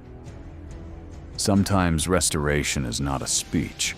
Sometimes it is the ordinary courtesy that should have been there from the beginning. He walked to the bakery case. There, behind the glass, was a row of blue cupcakes with white sugar stars. Marcus looked at them for a long time. The worker behind the counter waited without rushing him. Finally, he bought one, then another. Then a small box of 4, because this time he could afford to bring enough home for everyone. He paid, took the receipt, looked at it, and placed it into his notebook. At home, Nia laughed when she saw the box. Not because the old pain was funny, but because joy had returned to a place where humiliation had once tried to settle. Ruth made tea. Grace came by later with documents for Marcus to sign, but stayed for a cupcake because Nia insisted. They did not pretend everything was simple now. Ruth still had appointments. Bills still arrived. Marcus still worked hard. The world had not transformed into fairness overnight, but something inside the family had changed. Nia no longer saw her grandfather as only a tired man who worked before sunrise. She saw him as someone who had protected truth even when truth cost him. Ruth no longer had to carry the old courthouse wound in silence. Grace no longer had to wonder whether the system that punished Marcus would ever be forced to face even a small part of what it had done. And Marcus, though still humble, no longer moved through the world quite as invisibly as before. With part of the settlement, he started a small fund. He named it the Hale Evidence Integrity Fund, though Nia teased him for choosing such a serious name. The fund helped ordinary people preserve records quickly when they were accused by employers, landlords, stores, agencies, or anyone else with more power and better paperwork. It helped pay for copies, letters, legal consultations, and emergency preservation requests. Marcus did not want fame. He wanted fewer people standing alone under fluorescent lights while someone else wrote the first lie. He began speaking at community centers. At first, he hated it. Marcus had never enjoyed being watched. But he understood that his story could teach what his silence could not.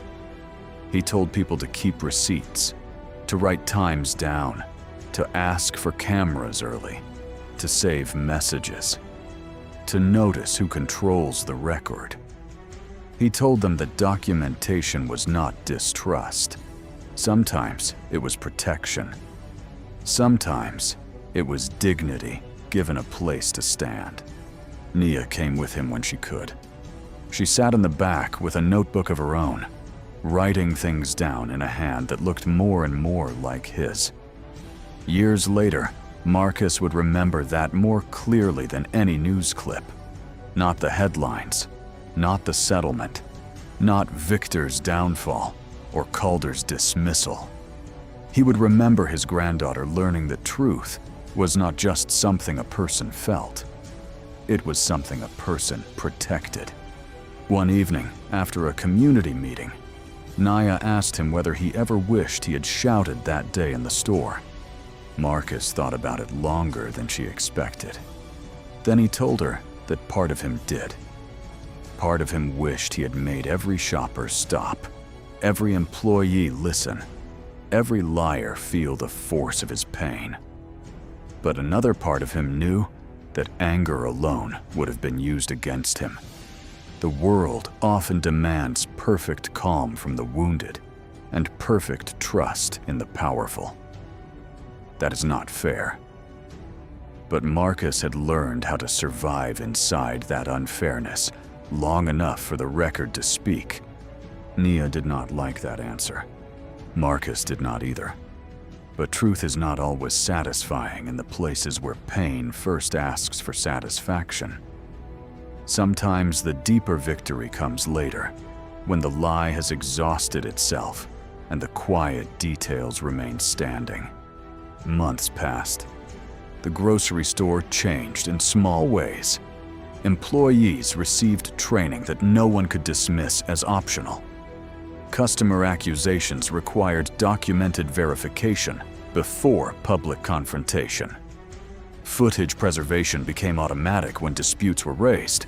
Workers had a protected way to report pressure from management. None of it made the store perfect. No policy can. But policies are doors. And before Marcus, people like him had often been left outside them. Lena kept her job and eventually became a shift lead. She carried the memory of her fear with humility, not as punishment, but as instruction. When new employees joined, she told them that silence could feel safe in the moment and still become a wound later. She never used Marcus's story carelessly, but the lesson shaped the way she treated people. Victor did not return. For a while, he tried to describe himself as a victim of public outrage, but the inventory findings followed him. People who build lies often expect sympathy when the lie collapses on them. Marcus did not celebrate Victor's ruin, but he did not confuse mercy with denial. Victor had chosen a scapegoat. He had chosen Marcus because he thought a tired black man in a faded hoodie would be easy to doubt. The consequence belonged to him. Calder disappeared from private security work. That, too, was justice of a kind. The authority he had used to silence a man was taken from him because he had proven he could not be trusted with it. Marcus did not need to see him suffer. He only needed to know that the next tired customer would not have to face that same cold certainty from the same man. As for Marcus, he kept working. Not because he had to accept invisibility again, but because honest work had never been the shame. The shame had always belonged to those who looked at the work and decided the worker mattered less. He still rose before sunrise. He still walked through blue darkness. He still carried the black notebook. But now, when courthouse employees passed him, some greeted him by name. Some looked embarrassed. A few even thanked him. Marcus accepted the thanks without becoming dependent on it. He had learned not to build his dignity on other people finally noticing what should have been obvious. Recognition was welcome, but it was not the source. His worth had existed on the grocery store floor. It had existed when the cupcake was crushed. It had existed when the receipts were missing, when the crowd looked away, when Victor smiled, when Calder wrote, when no apology had yet arrived. That was the lesson he wanted Naya to keep. A person is not made innocent by footage. The footage only proves what was already true. A person is not made worthy by a public apology. The apology only admits what should never have been denied. And dignity does not begin when powerful people recognize it. Dignity is already there, even when the world refuses to bow its head before it. On Naya's next birthday, there were blue cupcakes on the kitchen table again. This time, the frosting was perfect. The little white sugar stars sat untouched. Ruth lit one candle because Nia said 12 had been too many last year, and 13 felt too dramatic. Marcus laughed at that, a quiet laugh that made Ruth smile. For a moment, there were no lawyers, no footage, no statements, no old courthouse documents, no grocery store floor. There was only family, warm light, and a child blowing out a candle in a room where love had survived the attempt to shame it. After Nia made her wish, she asked Marcus if he wanted to know what it was. He told her wishes should be kept private. She said this one could be shared because it was not only for her. She had wished that people would learn to check the truth before they decided who someone was. Marcus looked at Ruth then, and Ruth looked back at him with tears in her eyes, because that was the kind of wish no child should have to make, and every adult should have already honored. Years later, people would still ask Marcus about the freezer camera. They wanted to know how he noticed it. They wanted to know whether he felt lucky. Marcus always answered carefully. Luck had played a role, maybe, but what saved him wasn't luck alone. It was a lifetime of paying attention. It was a notebook in a pocket. It was a wife who refused silence. It was a granddaughter who believed him before the world did. It was a lawyer who moved before evidence could disappear. It was a cashier who found her courage. And it was one small red light blinking above a freezer case, while everyone else assumed the truth had no witness. The world is full of people like Marcus. People who clean buildings before sunrise. People who count coins at pharmacy counters. People who keep receipts because they know how quickly suspicion can find them. People who are treated as background until someone needs a scapegoat. People who have learned to stay calm, not because they feel no anger, but because they know their anger will be used as evidence against them. And the world is also full of people standing nearby with carts and baskets, deciding whether to look away. That is where justice often begins or dies. Not only in courts, not only in statements, not only in viral clips. It begins in the small human moment, when someone sees a person being judged too quickly and decides that comfort is not more important than truth. It begins when a cashier speaks when a shopper records, when a worker preserves a file, when a family writes down the time, when someone refuses to let the first version of a story become the only version. Marcus Hale did not set out to become a symbol. He set out to buy groceries, medicine, and one blue cupcake for a child he loved. But the people who tried to humiliate him forgot something that powerful people often forget. Quiet people are not empty. Tired people are not careless.